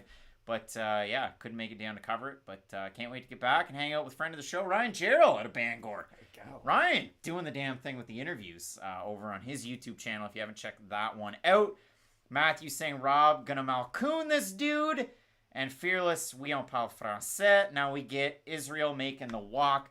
I'm eager to see. I mean, first fight, he had one of the greatest walkouts we've seen in the UFC in a long time, which doesn't necessarily say much because they don't accentuate their walkouts enough.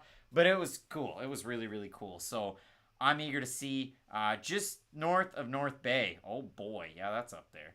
That'd be a nice spot, though. Yeah, and it'd be really cold in your winters. Well, yeah, but it was...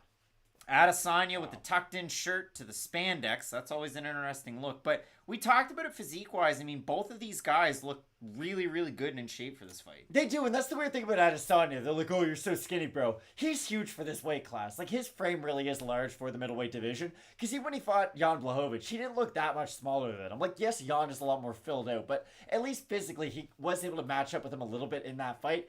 And at this weight division, he is as big as a middleweight can possibly get, and I think it does help him quite a bit. Be really interesting, though, to see how does he start this fight, because he has started a little slow in his past few performances, sort of let the fight come to him, if anything. So I'll be curious to see if he goes after Robert Whittaker like he did in the first fight, because, listen, I love watching Robert Whittaker fight. He is one of my favorite fighters to watch because his style is very aesthetically pleasing. But I think this is as tough of a stylistic matchup as there is in the UFC for him. Again, he has to strike at some point, and you're being forced to strike with the greatest striker of all time. Now, you might look at this fight similar to... And now that I think of it, I think it'd be a good counter-argument. You might look at this fight similar to, like, Michael Bisping versus Anderson Silva. I know both of those guys were later on in their careers, but again, a guy who's a natural striker who has sort of a well-rounded aspect to his game, fighting one of the best strikers of all time. Bisping was able to get it done, but Bisping uses his volume a lot more than Robert Whittaker does. He's a lot more in your face and doesn't give you the time to set up, whereas Whittaker fights, or at least strikes, in a very similar manner to Adesanya. Waits on the outside, feints, makes you make the wrong move, and then he capitalizes on it. It's going to be really hard to do that against the guy who is basically just known for doing that and whose best attribute is doing that. So I think this is going to be a very, very fun fight, but I think it'll be a difficult one for Whittaker. Out of the corners there for Adesanya, you get what looked to me like Frank Hickman with Eugene Behrman and crew. Christopher, Louis Bond. My picks have been awful. You do have Izzy. My main card's been bad. Matthew Buchanan, Adesanya wearing a Fight Night pick shirt. That would be cool if it were to ever happen. I think that'd be pretty cool. But he's an Engage ID guy, so they probably wouldn't jive. But yeah, conflict of interest. It definitely is that way. Rob Lawrence, Izzy is going to mess him up. Let's go. I'll put it that way. And VT saying, witness Izzy's greatness. VT's been on with some of the picks here in the main card, too. So it's been I've good only to had see. one fight right on the main card. I need to get this one. Lewis, wrong. Who else?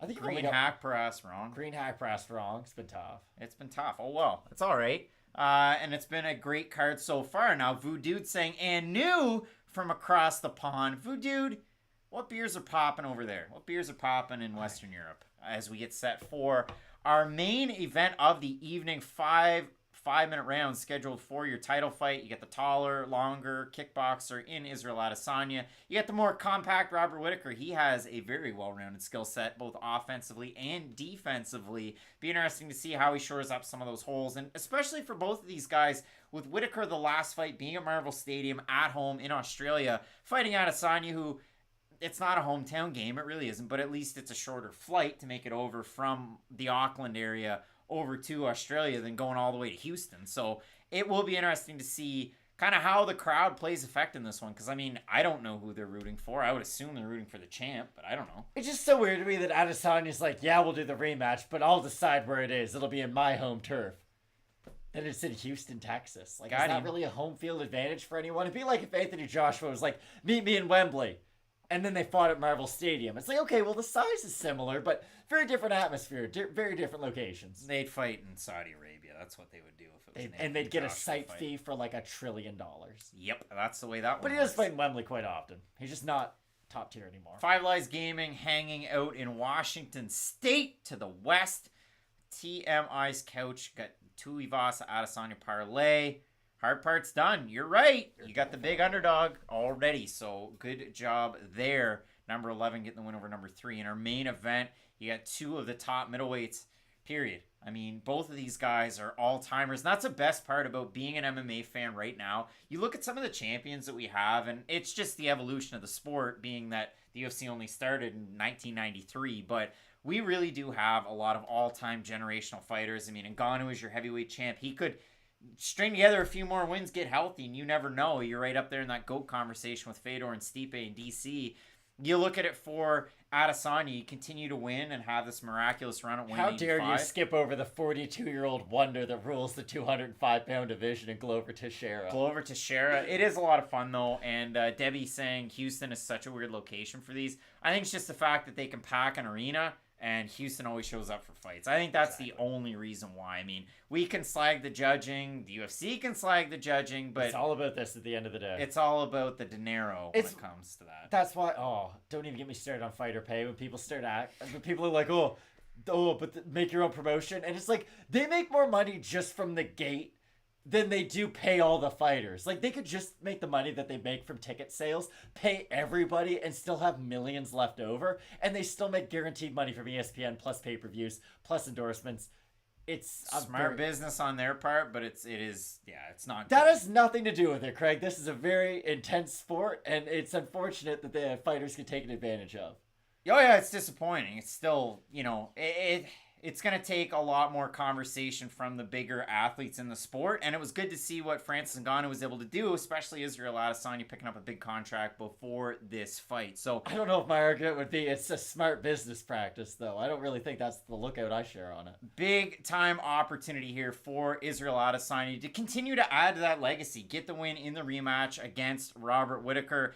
And a lot of mutual respect shown by these two guys before this fight, too. You really do like to see that. This fight does kind of remind me of Francis versus Cyril, where it's like everyone else is trying to hype the fight more than the fighters themselves, because it doesn't seem like these guys have bad blood between them. Like, yes, it's an intense rivalry. They're both at the peak of their craft, like you had mentioned. Like, Israel Adesanya is sort of on one of those GOAT trajectories, and I know it's going to take a long time for him to catch Anderson Silva, but maybe not be the GOAT of the middleweight division, just be sort of a Hall of Fame level fighter in the UFC. I guess that's really the goal. He is on that path, but let's say Whittaker is able to win, similar to like Brandon Moreno versus Davison Figueiredo. This would be a phenomenal trilogy if we could see it for a third time. We start off early on in this fight, Adesanya with the length, switching stances already. Whittaker looking to close that distance and make things a little interesting.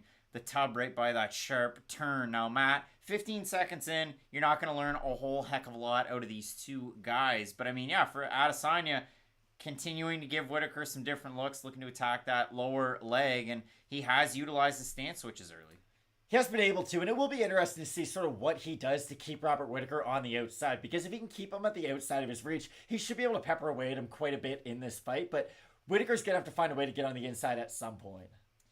Whittaker really trying to figure out how to close that distance. And I mean, that really is the key, especially in any Adesanya fight. Marvin Vettori able to do it a little bit in their two fights, but I mean, apart from that, and of course, Jan Blachowicz, who was able to just obliterate the distance between them and get it down to the mat.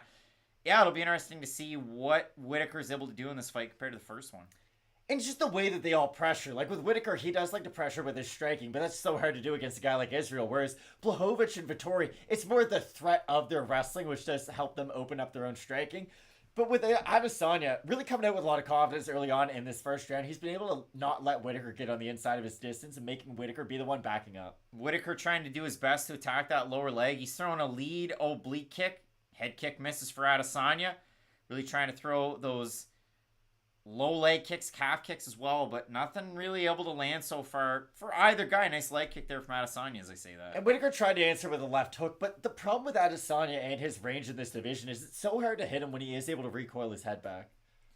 Adesanya continuing to keep distance. A little bit of a skip to my Lou from Herb Dean.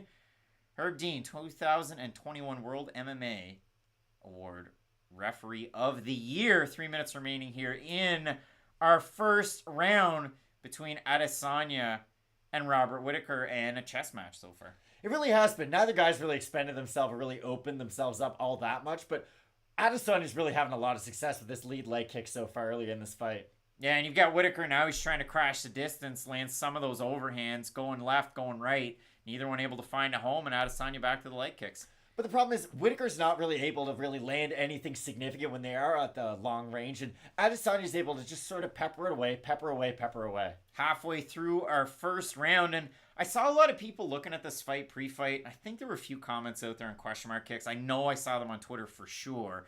It was the over-under in this fight's 4.5 rounds, and there were a lot of people that were taking the over in that one. Why wouldn't you just take fight goes the distance? Because I'm sure you get a little bit of a sprinkle of a percentage on top of it. But a lot of people thinking this one's going to go all the way, where the first one ended in a finish. And it is interesting. Now, neither guy has had a finish since that original fight, but just these guys' styles does kind of play towards a finish. Herb Dean getting in the way of the action. Adesanya backing up, running into the referee. You don't like to see that. With a minute 45, Big left hand Adesanya by drops him. Adesanya. Yeah, he hurt Whittaker up against the cage. Adesanya landed a nice left hand, switches stances. A little bit of a smile it looked like there. Yeah, those leg kicks are really starting to slow Whittaker down. Whittaker playing on the defensive now on the outside, but he's looking to crash distance once more. He just opened himself up so much when he's lunging in with his punches that Adesanya's really able to counter him effectively. Good hips by Adesanya. Adesanya wants no part in the ground game. He sprawled as quickly as you'll see a person sprawl as Whittaker goes for that takedown attempt. Really nice takedown defense from Adesanya, though, and that's the thing. His first move is very good. His takedown defense is good. It's if you can get him down in open space, that's when he does struggle. Now that Whittaker was able to do that, feigning with the takedowns, and Adesanya himself, as a longer man, looking to crash distance here, because he's already dropped his opponent once so far in this round. Exactly, and Whittaker hasn't landed anything really solid in the whole first round. Tim O'Malley, thank you for tuning in. Nice good left hand. Left hook there from Adesanya. Really looked like it caught Whittaker flush. And every time they engage, Adesanya's making him pay. It might be with a small leg kick. It might just be with a body kick. But sometimes it is going up to the head, too. He's had a lot of success in this first round. You get about 30 seconds remaining here in our first round. Middleweight title action. Whittaker going for the takedown. Not able to get anything going. Adesanya's hands are dropping. It worked for Bobby Green earlier on tonight. He lands a nice right hand. Whittaker kind of on his bike right now. 18 seconds remaining, and Whittaker looks all sorts of tripped up with those leg kicks. Yeah, that front leg's really giving him problems right now. And he can switch stances, but he's more of a guy who will switch stance in combination and not really spend a lot of time out of the southpaw position. And there's very few fighters that can do that and do it successfully, switching stances in combination. I mean, there's a really short list of them. That's why. So you look at that round, 10-9 Adesanya, and we move forward. He gets the knockdown as well. Yeah, 10-9 could have been 10-8, honestly, just because Whittaker did nothing positive. Like, it's not like Adesanya really dominated him. Again, the knockdown would sort of play into saying that he dominated him, but the fact that Whittaker wasn't able to land anything offensively of his own might play into a 10-8. Again, I'm not saying it is. I'm just, if it was scored one, I wouldn't say it's the most ridiculous scorecard in the world. Do you agree? Or Well, I do. I'm going to be, eager to see some of those tweets that they pop up on the screen, because again, they've been throwing like darts at a board and putting some that are way off the board onto the television screen. But yeah, eager to see what we get. You get a look at that drop shot that Adesanya was able to get. Debbie saying Rob just has to take risks to get him to the mat. Only chance. But we're talking about Robert Whittaker like he's some sort of Olympic, like, credentialed wrestler. Like, he's a good MMA wrestler when he's fighting other pure strikers. Yeah, it feels like people are talking about Robert Whittaker like he's all of a sudden added some Division II collegiate accolades into his game. I agree with Debbie's point, though, in the fact that Whittaker's going to lose a striking match to Adesanya 9.5 times out of 10. That's the thing. And I mean, the wrestling's not working so far. But Adesanya, the live line swelled to minus 800 at this point. But we saw in our last fight, live lines don't mean much when you finish in the second round. So we'll see how this one goes. Again, conversation we were talking about, the over 4.5 rounds. Whittaker doing a decent little job landing that left hand. He's trying to catch... Oh, good left hook by Robert Whittaker. He was able to catch Adesanya. Does he even realize it? Because he threw it, turned his head? I think he did, because he did get right back into boxing distance. That was a clean shot by Whittaker. That's how he knocked out Brad Tavares. That's his best shot. Whittaker's doing really good work here, just kind of tossing that head out there and throwing those long extended shots here so far. Definitely more success for Whittaker, but again, it's not that I think he has to use his wrestling to really take risks. He just needs to take more risks in this fight. It could make him more susceptible to being knocked out, but like you said, that's kind of the path we're going down anyways right now, so you might as well risk it for I'll let someone else finish it, but I think Whittaker's doing a much better job in the second round than he was in the first. Dimitar saying Alex Pereira should fight Izzy next. It's interesting because Alex Pereira is one of those fighters where it's like, okay, does he match up well with the champion? Probably. But how does he get there? You'd really have to match him up strategically, I think, to get him up to the ranks and sort of fast track it. But I think that'd be a great fight that sells itself. Yeah. Oh, big uppercut there from Adesanya lands. And you talk about a good shot right there. I mean, that slowed Whittaker in that forward pressure and those long left hooks. Big time right hand that hits air. Whittaker's pressuring him a lot more, though, in the second round, and that's what you need. Because in the first round, moving backwards, he had zero success. Ooh, Whittaker again with that left hand. It's funny, we talked about that in the build-up. We talked about it in the Till fight, I know specifically. But Whittaker, when he's able to get his head out of range and throw his left hand, he has a ton of success, and it's odd. It's just an odd angle. And he's got a really nice whipping jab, too. He's forcing the head of Israel Adesanya back, which is hurting his vision for when he's trying to throw his own shots. So it is helping him defensively, too, being more offensive. But, again, good Whittaker takedown for the from Robert takedown. Whittaker. And he secures it, too, up against the cage. It'll be really interesting to see if he can hold him here. Whittaker doing everything in his power. He's got the right leg wrapped of Adesanya, who's trying to buck it out and get back up to his feet. A little bit of a fence grab. Herb Dean, though, Herb Dean doesn't mind. Dan Merigliotta's fine if you rest your hands on top of the cage, and Whittaker did it for a brief second, but that doesn't count. He's got his hands locked behind the back of Adesanya, who's just trying to get himself out of danger. And a great response from Robert Whittaker in this second round. Again, we were saying it was a borderline 10-8 in the first round, and he's been able to come back, maybe not hurt Adesanya, but definitely get his respect on the feet, mix in his own wrestling. So it's been a really nice response from Bobby Knuckles. Fearless, Adesanya leaves his head up in the air. He's going to get caught. Hasn't caught him yet. Adesanya trying to post up, get out of this. And Adesanya's trying to look to be offensive, even from this clinch position. Try to frame with some of his arms and land a hard shot. Adesanya gets out of the way. Herb Dean in the action. It's like EA Sports. Herb's in the game. Minute 45 remaining in the second round.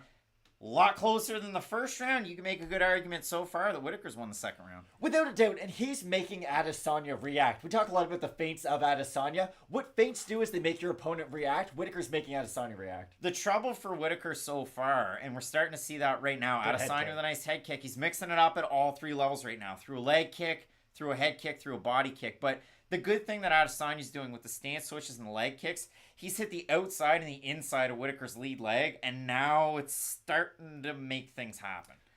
Yeah, he's really hurt the movement of Whittaker. Minute and 8 seconds remaining here in our second round. You get a chest match. Nice leg kick there from Whittaker. Yeah, that was a nice one. And Adesanya had his leg planted too, so those are the ones that hurt. Minute remaining in our second round. Whittaker doing a really good job with that left hand again. And he's throwing it in a hook. He's throwing it as a jab. He's really switching up the variety from that shot, too. It's not just coming from one angle all the time. And a really good job as well, shifting his body down and then popping back up for the shot, too. Like, you can feint your takedowns that way, and he's doing a great job of it. I'm not going to lie, though. I do worry about him eating a big knee every single time he does that, so. But Adesanya, that takedown attempt put some questions in his mind. Very reactionary here in the second round. Adesanya sticking his fingers out there. The referees hate it. Herb Dean looks like he's questioning it. Herb Dean looks very confused. Herb Dean's still thinking about that Derek Lewis Curtis Blade stoppage. and how he could best get out of the way. Where if he hit things the pop big off. foot. 5 seconds remain here in our second round, and as they say, this fight's already lasted longer than the first, so I'm saying through 2 rounds, 19-19, one apiece. Let us know in the comment section how you have it so far. We need 2 likes to get to 100. Let's get up there. Really good second round, though, by both guys. Yeah, that was a fun one. You're going to get highlights from Whittaker in this one. They might not show you some Adesanya highlights, but he had his own. Doug's saying 1-1. If you disagree, that's fine too. I'm just eager to see. But when he hits Adesanya with that jab, it is forcing his posture upright, so do expect Whittaker to then hit him with the right hand or the right high kick. I know he's thrown those techniques and they haven't landed yet, but similar to Bobby Green in his fight, like things weren't landing early on, but as the fight went on, he got a little bit more comfortable. We could see the same thing out of Whittaker. Because he's definitely made it closer in that second round. Yeah, 100%. And it looks like that's the way. Doug, Fearless, Red, saying about Herb Dean, Cameron, Conan Song, Jonathan, Kyle, and Fearless Red just turned it on after that one. Yeah, he just does a lot of fights. That's the crux of it. He does a lot of fights. You do a lot of fights, some are going to be good, some are going to be bad, but... Is Herb Dean the Cy Young of MMA? Just a filthy stat accumulator? Oh. Hey now. Jamie Moyer pitching into his 50s. Like it is. All right, we get set for our third round. Everybody seems to have it tied. Cardio will play a factor. But both guys known for very good cardio, so we'll be interested to see who does start to fade earlier. Because honestly, I couldn't give you an answer on it. That's a funny thing about a guy like Adesanya. I mean, kind of later in age when he's made his run in the UFC. Like, he's not early 20s. He's in his, early 30s at this point, being the champion. But it's interesting to see a guy like that, even facing wrestlers, getting clinched up a lot. He still seems to have some zip in his step in the later rounds. 100%. And for a guy coming from a kickboxing background, it's not like he's a natural grappler who, again, you're working different muscle groups when you are striking and when you are grappling and wrestling. So, and that's really impressive to see his cardio translate over to MMA. You got those left hands starting to land for Whittaker, and a little bit of a jump out of the way there after the last one. But Adesanya, the way that you're going to get the most fun out of this fight is the fact that Whittaker was able to win a second round, because now Adesanya has to really bring it, especially in this third. And ooh, good jab. That was nice push there with the left hand from Whittaker on the body kick from Adesanya. Whittaker's really starting to time this stuff well, but nice head kick there from Adesanya. Looked like it was partially blocked. It's just so much variety from Adesanya. Like, that's the danger. When you move forward on him, you have to watch out for elbows, uppercuts, overhands, straights, knees, kicks. Like, every single trick in the book, he has it. They show the tweet from Paul Fontaine, close round. He's got a 2018 for Adesanya. Most people did. The UFC stat finders and Twitter people, they're making it. Ooh, nice leg kick there from Adesanya. He's doing a good job just accumulating those. That's what you want to do early on, or at least in the first half of a fight. Yeah, I mean, with 3:18 remaining in this third round, I mean, I'm interested you're not getting a warning from the referee with the outstretched fingers. I mean, it is one of those things you hate to see it, especially in a title fight. Ooh, Adesanya really landing a combo there at range. But Adesanya's starting to throw power shots with his chin up in the air, which isn't something that's normal for his game. So I'll just be interested to see if that does get him caught at some point. Big time jab lands for the champion there. He looks so big for a guy who fought at 205 and looks small there. He has a massive frame at this division. Yeah, Whittaker really blitzing with a couple shots, ducking out of the way. Blitzes with a couple shots, ducks out of the way. And I mean, eats a big leg kick. Adesanya, all takedown defense. Grabbing a little bit of a headlock. Got to watch for the knees to a grounded opponent there. And we're back. Good sequence by both guys. Great reactions from Adesanya. And that's the thing. For a guy who's a natural striker, you expect him to make those reads on the feet. But for him to be so fast and telling, okay, this guy's shooting for a takedown or this guy's just ducking to come up with a shot, like, it's really, really high fight IQ what he's showing off right now. I mean, you talk about favorite movie scenes of all time. And when I think of it, I think of... and Jean-Claude Van Damme, a kickboxer. But for a kickboxer, not like, ooh, big time head kick for Adesanya, but Whittaker grabs it. Adesanya maybe looking armbar, trying to get back up to his feet. Whittaker might get his back, though. This is a good position for Robert Whittaker. Whittaker's doing a good job. Adesanya baseball grip. Interesting to see if he can jump and get that second hook in. He's only got the one on the right side right now. Body grab. Yeah, gonna look for the takedown instead of just the submission. But win, lose, or draw out of this one specific kind of moment in time, Adesanya to have the wherewithal, run over to the cage. You're over there by your coach and your team to work through this position. I mean, it's just crazy to see a kickboxer that's been able to accentuate those skills in his game. Yeah, I think that's a really good point, especially with him having the wherewithal and the presence of mind to think, okay, go to my corner side. That's what Robert Whittaker did against Yoel Romero, oddly enough. Yeah, he almost had a Kimura grip that Whittaker was looking like he was trying to grab right there, but Adesanya uses that to get out, and now we're back at space. And I mean, for Adesanya with a minute left, this has been a really close round. It has been, but it does feel like he's starting to take the momentum back a little bit more in this round. He has landed a few cleaner shots than Whittaker. This looks more like the Whittaker from the first round than it did from the second. It's like Julius Randle this season. He looks more like he did with the Knicks the first year than he did last year. Whittaker trying to push forward, trying to land some of those hands, but now it looks like Adesanya shored up some of the defense that we saw lacking. Those leg kicks are hard. That calf kick landed so hard on Whittaker that when Adesanya planted and threw his two in combination, Whittaker lifted that lead leg in anticipation of a kick. And now he's got a spring to that front step. And almost like a little bit of a slip from both guys right there. 22 seconds remain in our third round. Been a heck of a fight so far. It really has been, and that's what I mean when I talk about these guys being 1A and 1B compared to the rest of the division. I think Robert Whittaker still beats pretty much every other middleweight on this roster because, I think Sean Strickland's a really good fighter, but I don't think he proved enough in that Jack Hermanson fight to say, wow, he could beat a guy like Robert Whittaker or even Israel Adesanya for that matter. So I do think these two guys are head and shoulders above the rest of the division. And it really is hard when you have a performance, then you have to come out after the fact and say, who's S or who's D do I have to S to get a title fight? Like, you don't want to put yourself in that position, and Sean Strickland has put himself squarely in that position. So let us know you have this one scored. I think both of us, I'm making an assumption here, I think we both have it 29-28 for the champ. I would say yes. Momentum in his side after winning that round. It was dicey there in the second, and hey, even if you say he won the second round, I can't disagree with it. A lot of people on Twitter seem to have that opinion. It did seem like our chat was very even, one round apiece going into the third. But yeah, I like 29-28 moving into the fourth round. Both guys seem to have pretty good cardio, though, moving forward. I do worry about Whittaker's leg, especially hurting his movement left to right. Because if he is more of a sitting duck against Israel Adesanya, once Izzy starts going downhill like Giannis in the fast break, there's just nothing you can do about it. No, and it really is tricky, especially in a fight like this. Now, you have the champion standing up. They always talk about gamesmanship. Robert Whittaker back up off the stool as we get set for our first of the championship rounds. This is our fourth round. So again, yeah, 29-28. VT talking about a broken hand. Right or left one? I don't know about that. Hand looks broken. Look at his wrist. I mean, I broke my wrist one time. Oh my goodness. I broke my arm at my wrist. 4:55. So we're 5 seconds in. Feeling out process. Oblique kick from Robert Whittaker. Good left hook. And going back for those left hands, and they've been his best weapon so far in the striking. He's doing a really good job sneaking it over the shoulder of Adesanya, but again, you like to see more follow-up shots after that. Normally it's that left hook, right high kick into a right hand, throwing in combination. And again, it's very dangerous to do that in the pocket with a guy like Adesanya, but I do feel like that's Whittaker's best chance to victory. Conan Song 2-1 Izzy. Doug saying 2-1 Izzy. Voodoo 2-1 Izzy.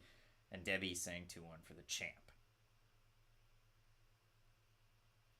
For Whittaker, again, he needs to find something that gives him more sustained success at the long distance in this fight, because it's either him lunging forward, trying to land those jabs, trying to land a left hook, or it's just him eating leg kicks and body kicks on the outside. And it's kind of funny, with a kickboxer, a guy that you would think would have a little bit of success in some of those clinch positions in open space where you can land knees to the body, you can land some of those uppercuts, but against a guy like Whittaker where we've already seen the success of the takedown early. Now, out of that, your counter could be Adesanya's done a great job to get back up to his feet. So in those exchanges, but you never want to find yourself there, especially when you're a kickboxer, especially as the fight wears on, and could favor Whittaker in some of those spaces as he goes for a takedown, as I say it. If he gets this in open space with 3.5 minutes left, as he hops to the back of Adesanya, this is the wild card he needed right now. This is Holly Holm, Misha Tate. Whittaker grabs the back. He might have one arm in. He's got two hooks in up against the cage, it looks like. Maybe only one. Starting to lose the legs. Adesanya, the baseball grip, and out of it. Wow, the grappling. Really good job staying calm by Adesanya, because that's what that really comes down to at the end of the day. Not panicking in a position that you're unfamiliar with. Man, that is an awesome job there from Israel Adesanya. Amazing to see that. That was really nice. Like, Israel Adesanya probably has that, like, Patrick Mahomes, where his resting heart rate's lower in the fight than it is, like, in between the rounds. Just because that's how calm he is. Like, none of this is out of the ordinary. Man, he doesn't even look phased. And I mean, we've had a heck of a fight between these two guys. Like, you compare last weekend's middleweight main event to this one. I mean, holy smokes. We're talking night and day. But the champion in here really did a great job of that. And the challenger, to his credit, to get the back that quick, that was really something too. It was. He went from, oh, I'm at long distance to I'm on your back in half a second. So we know Whittaker has the ability to close the distance like that. Maybe he can use that to open up some of his strikes. But again, Adesanya's really having his way in most of the striking exchanges in this fight, except for a few in the second round. We're halfway through this fourth round. This one, definitely closer than the first and the third. You can say that much. But yeah, I mean, it's a lot of Whittaker. Crashing distance, trying to land the left hand. And Adesanya, to Whittaker's credit, Adesanya's missed on a lot of these strikes here. He has, but he is getting ever so close with that right hand. He's sneaking it over the right shoulder or the left shoulder, sorry, of Robert Whittaker. It's getting really close. And yeah, he hasn't thrown it as much in this round. Good call, VT. I'm not saying it's broken. I'm not saying it isn't. But they're getting very, very close as this round goes on. Minute 42 left here in this fourth round. And yeah, for Adesanya, we've kind of seen the volume start to drop off a little bit here. Lands a really nice leg kick, though. Those are hard leg kicks. He gets a big reaction out of Whittaker when he lands that. Oh, really big reaction out of the next one. And you saw Whittaker's leg straighten up there. He's having a really hard time moving on it. Yeah, he is. He's starting to become a sitting duck for Adesanya.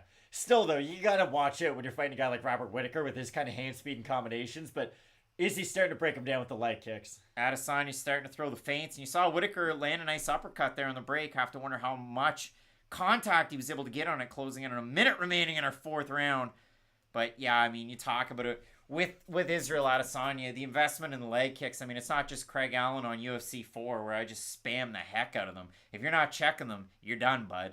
But for Adesanya, he's really been able to pull it out to great effect, like a Chris Gutierrez at 185. Do you think Israel Adesanya is a big honeymoon suite fan? Stay Great in the light, Canadian keep band. your target in sight. Because he's an accurate fighter. And that's the thing with Adesanya. He doesn't throw a lot of strikes without the intent of landing. And I know you brought up he's missed a few shots, and you're right. But for the most part, when he does extend himself, it's not him missing by a wide amount, leaving himself open. He's still sound defensively. Whittaker clinches up at the end of the round. What will he be able to do with it? With about 20 seconds remaining, we'll find out as Adesanya posts up. And listen, we saw Tai Tuivasa have success with elbows in the clinch, so we'll see what happens for Adesanya as we have 12 seconds remaining. Adesanya has his target backed up. Ooh. Big right hand by Whittaker. That was a clean shot when Adesanya went for a kick. Looked like it was. And, 5 seconds remaining, so we'll see what happens. Hook kick. Adesanya misses. That's a tougher round to score, that one. I think it was Adesanya, though. He landed some clean leg kicks that really hurt Whittaker. I think Adesanya won that round as well. I mean, listen, Whittaker was able to get the back at a certain point, but yeah, I mean, so far through this fight, 39-37, is that what we're saying? Or sorry, 39-36? Yeah, I would say. 39-36. Don't listen to Fools on the Run. Great tune. Believe they're from Ontario. Are they? Didn't even know they were Canadian. Believe they are. Doug saying Whittaker round two. Honestly, I can believe it, Doug. You don't have to hard sell that one to me. Whittaker getting the corner instruction. For a couple guys that are in a fight, they're not breathing too hard. You love to see it. Yeah, really good cardio for both guys. Like, these guys represent the pinnacle of the sport. Debbie saying that was close. I agree with you as well. It's close, but I don't think Rob's doing enough. But this is kind of the way I look at this fight. You have 2 rounds that were close and could be 50-50, and you have 2 rounds that Israel definitely won. So what do you think is more likely? That everything's going to go right for Robert Whittaker and we're going to be tied going into the 5th round? Or that Izzy's probably up 3 rounds to 1? That's all. It'll sound silly at this point. I thought Casey O'Neill rolled over Roxanne Modafferi and one of the judges disagreed. So it is tough to see. Conan Song, 3-1 Izzy. I agree with you there, but I could see it as tied. Either way, I think you're going to get a good performance out of these two guys, and Adesanya landed a nice combo right there. Whittaker, after every round, does seem to be a little bit revitalized on that front leg, but every time he eats 1 or 2 clean kicks, you can tell it starts to bother him again. Yeah, you get a really big reaction out of him when Adesanya is able to land. It's just a matter of when Adesanya goes southpaw, you're not seeing as many. Now, at the start of the fight, you can see a little bit of redness on the inside of Rob's lead knee, but the other thing for Whittaker, and you touched on it early on in this fight, we haven't really seen, if at all, any stance switches from him. No, because that's the thing. Like, unless he is throwing it in combination, he's kind of like Dustin Poirier in that regard. He doesn't fight from orthodox for a very long time, but he'll go to orthodox as he's throwing shots when he moves forward. Whittaker is very similar in that manner, but he has really good lead body attacks, if you will. He's really educated with that left side, so it seems like he does switch stances, even though he is very traditional with his orthodox stance. VT's thinking about his knee damage, all the responsibilities that come with being the champ, and Adesanya's doing, not to the same effect, but doing what he did in that Costa fight. I mean, I'll use my feet as hands, and we're just going to have a good time. He really did kick so well in that fight, something that I don't know if I've ever seen before, really, in an MMA fight, let alone a title fight. But Benson versus Nate Diaz.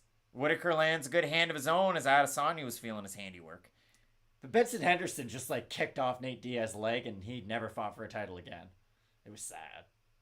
Adesanya trying to pressure forward. Light on the balls of his feet, some would say. 3:15 remains in this fifth and final round. Looked close to a cup check. Looked really close. Whittaker going for a takedown. Adesanya, single leg, attacks the neck. Just trying to get out of this takedown. And he gets out. Very good job of takedown defense there from the champion. It was, and he's shown that off for a lot throughout this fight. And even when Whittaker has been able to get him down, he's been really quick to get back up to his feet. Eye poke there. Herb Dean letting them call their own timeout. And we start back up again. Herb Dean. Oh, now we stop. Herb Dean, ladies and gentlemen. Now we have a timeout. Herb Dean. I'm confused. Not the first time I've said that watching a Herb Dean refereed fight, though. And we get started once more. Herb Dean. Listen, 2 minutes, 40 seconds remaining in our fifth and final round. Do we expect a big action? Listen, in 4, 3, 2, 1 second. That over 4.5 just hit. So something that a lot of people were talking about. It did hit right there. So if you had the over 4.5 rounds in this title fight, you just hit. Whittaker going takedown. Looks like he's going to get it.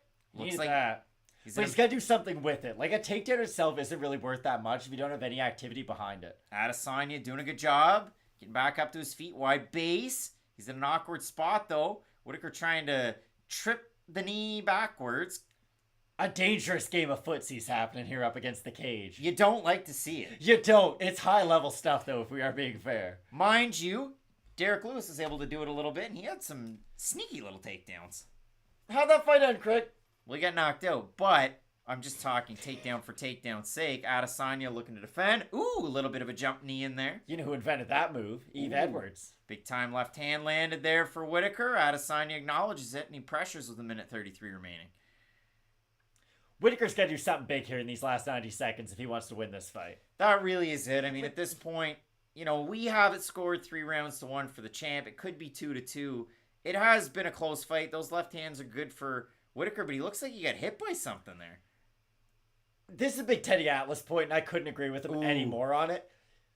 You lose the right to complain about losing a fight if you don't really try anything when you think it's close. Like, if you think you're down and you need this round to tie it up or to go ahead, you're only doing yourself a disservice for not going for it. Whittaker going takedown. There was a whizzer.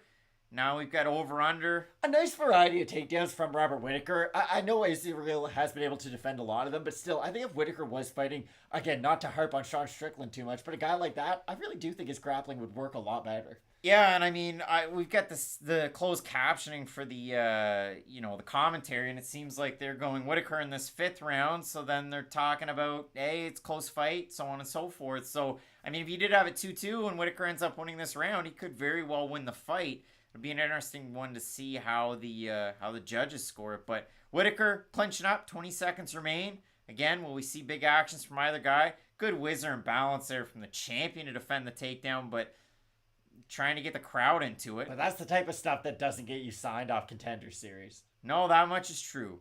5-6 seconds remaining. What the judges saw is anyone's guess. I have it 3-2 for the champ. They hug it out. They're pals. Oh, yeah. But, yeah, that's going to be a really hard one for people to try and score. Because round 1 was clear. Round 3 was clear. 2, 4, and 5... Well, 5 was clear for Whittaker, I'd say.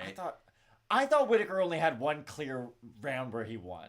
And I thought that was the 5th round. If you want to make an argument that he won 3 of the 5, you can. I would disagree with it. I do think Adesanya won round 1, 3, and 4 quite comfortably. 2 was close. 5 I thought was Whittaker, but again, even 2 was pretty close. Yeah, I mean, I agree with it. 1, 3, 4 for the champion. We'll see what happens. Debbie makes a good point. I mean, he's won the fights, though, and that's the thing that people are going to remember at the end of the day. But, yeah, it is tricky. I mean, the Romero fight might not be a fight that The everybody Tory one wasn't great either. goes back. That fight, yeah. It is tricky when you look at it that way. But And that's the weird thing about MMA, too. In no other sport does being entertaining matter at all. Like, the San Antonio Spurs were boring as all get out for 10 or 15 years, and, like, they still won a bunch. It was 20 years almost. And they won a lot, just because there's something to be said for doing the same thing over and over and over again. In MMA, it matters how exciting you are, because people pay money to watch you fight. And there is a pay-per-view model, so it is very different. With Adesanya, do you expect at some point his fighting style is going to have to pick up in excitement? But like you said, if you're him, you're making so much money just being like UFC middleweight champion Israel Adesanya as a person that why would you really risk it in the cage? no, I mean, again, George St. Pierre won a lot of fights when he was champ by decision. Tyron Woodley became a winner by decision. I wouldn't put Woodley on those guys' categories, though, just because Woodley didn't really have the... I don't think Woodley had the spotlight that Israel Adesanya and GSP do. Woodley had a big spotlight. His highest selling pay-per-view was 300,000. He still got a lot of time in the media. I understand time in the media, but I would say Adesanya and GSP are like truly pay-per-view stars, even due to their fighting style, as opposed to Woodley. He was never... The last title fight that we had in the UFC, Dana White was not present to give away the belt. He is here. He is in the cage. Scheduling conflict, Craig. Scheduling conflict. Now, we'll get an idea. Looks like an Afro pick. I've never even held an Afro pick in my life. I have the straightest, finest hair you've ever felt. Matthew says, no winner in that fight. We get the decision. I didn't think that was a bad fight by any means. See how the judges score this one. Looks like it was unanimous. I would say Israel Adesanya, and still your champion next to face Jared Cannonier, one would assume. Wow. You want to talk about people That's a rushing to co-main cancel event. their plans on a Saturday night. That is a co-main event if I've ever seen one. Whittaker obviously dejected. He'll probably have to go back and win another 3 or 4 before he gets his next shot, which is unfortunate because that was, at the end of the day, again, 1 and 3, fairly definitive. And then again, we talked about it, 4. We had 4 for Adesanya. But another, well, not another. The first one wasn't. But a close enough fight. It really was. It was, like you said, Whittaker got destroyed in their first fight, and he did make improvements going into their second one. He opened up his wrestling game a lot more, and still, I don't look at this fight and look at Robert Whittaker and say he's completely done in the top 5. Like, maybe you disagree. I doubt you do, but I think Whittaker still is a top 3 guy at a minimum, and I think he'll get a fight night main event next. Like, he's still a big enough name, I think, to keep his name in the headlines and still get big fights from here on out. I'll be completely honest with everybody. I think you do a weird turn with Robert Whittaker because Robert Whittaker's one of the nice guys. He does the video games. He's popular on the internet. Maybe you trade him to one championship. You make a move like that. You have the Oceania angle. You already have a kickboxing Muay Thai angle that way. And I think one championship would be a perfect landing spot for a guy like Robert Whittaker, especially with an organization like that. Freelance hitting us up saying, thank guys in the super chat. You may disagree with me, but that's just what I think. I disagree. That's fair enough. And Conan Song says, so sad for Rob. It is. It really is. Because, man, his championship window felt like it was forever, but it wasn't that long.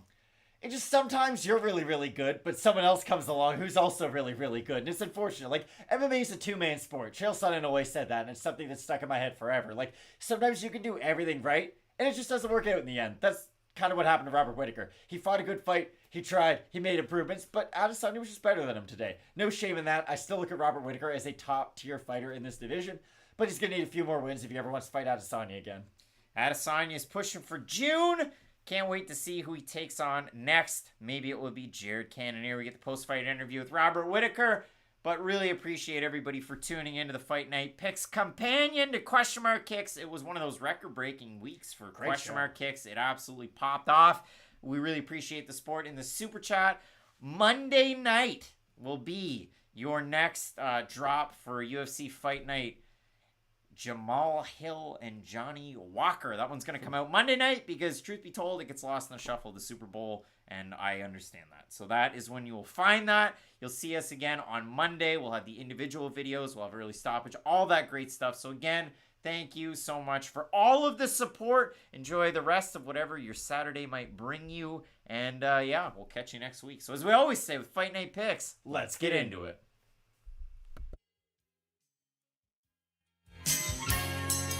But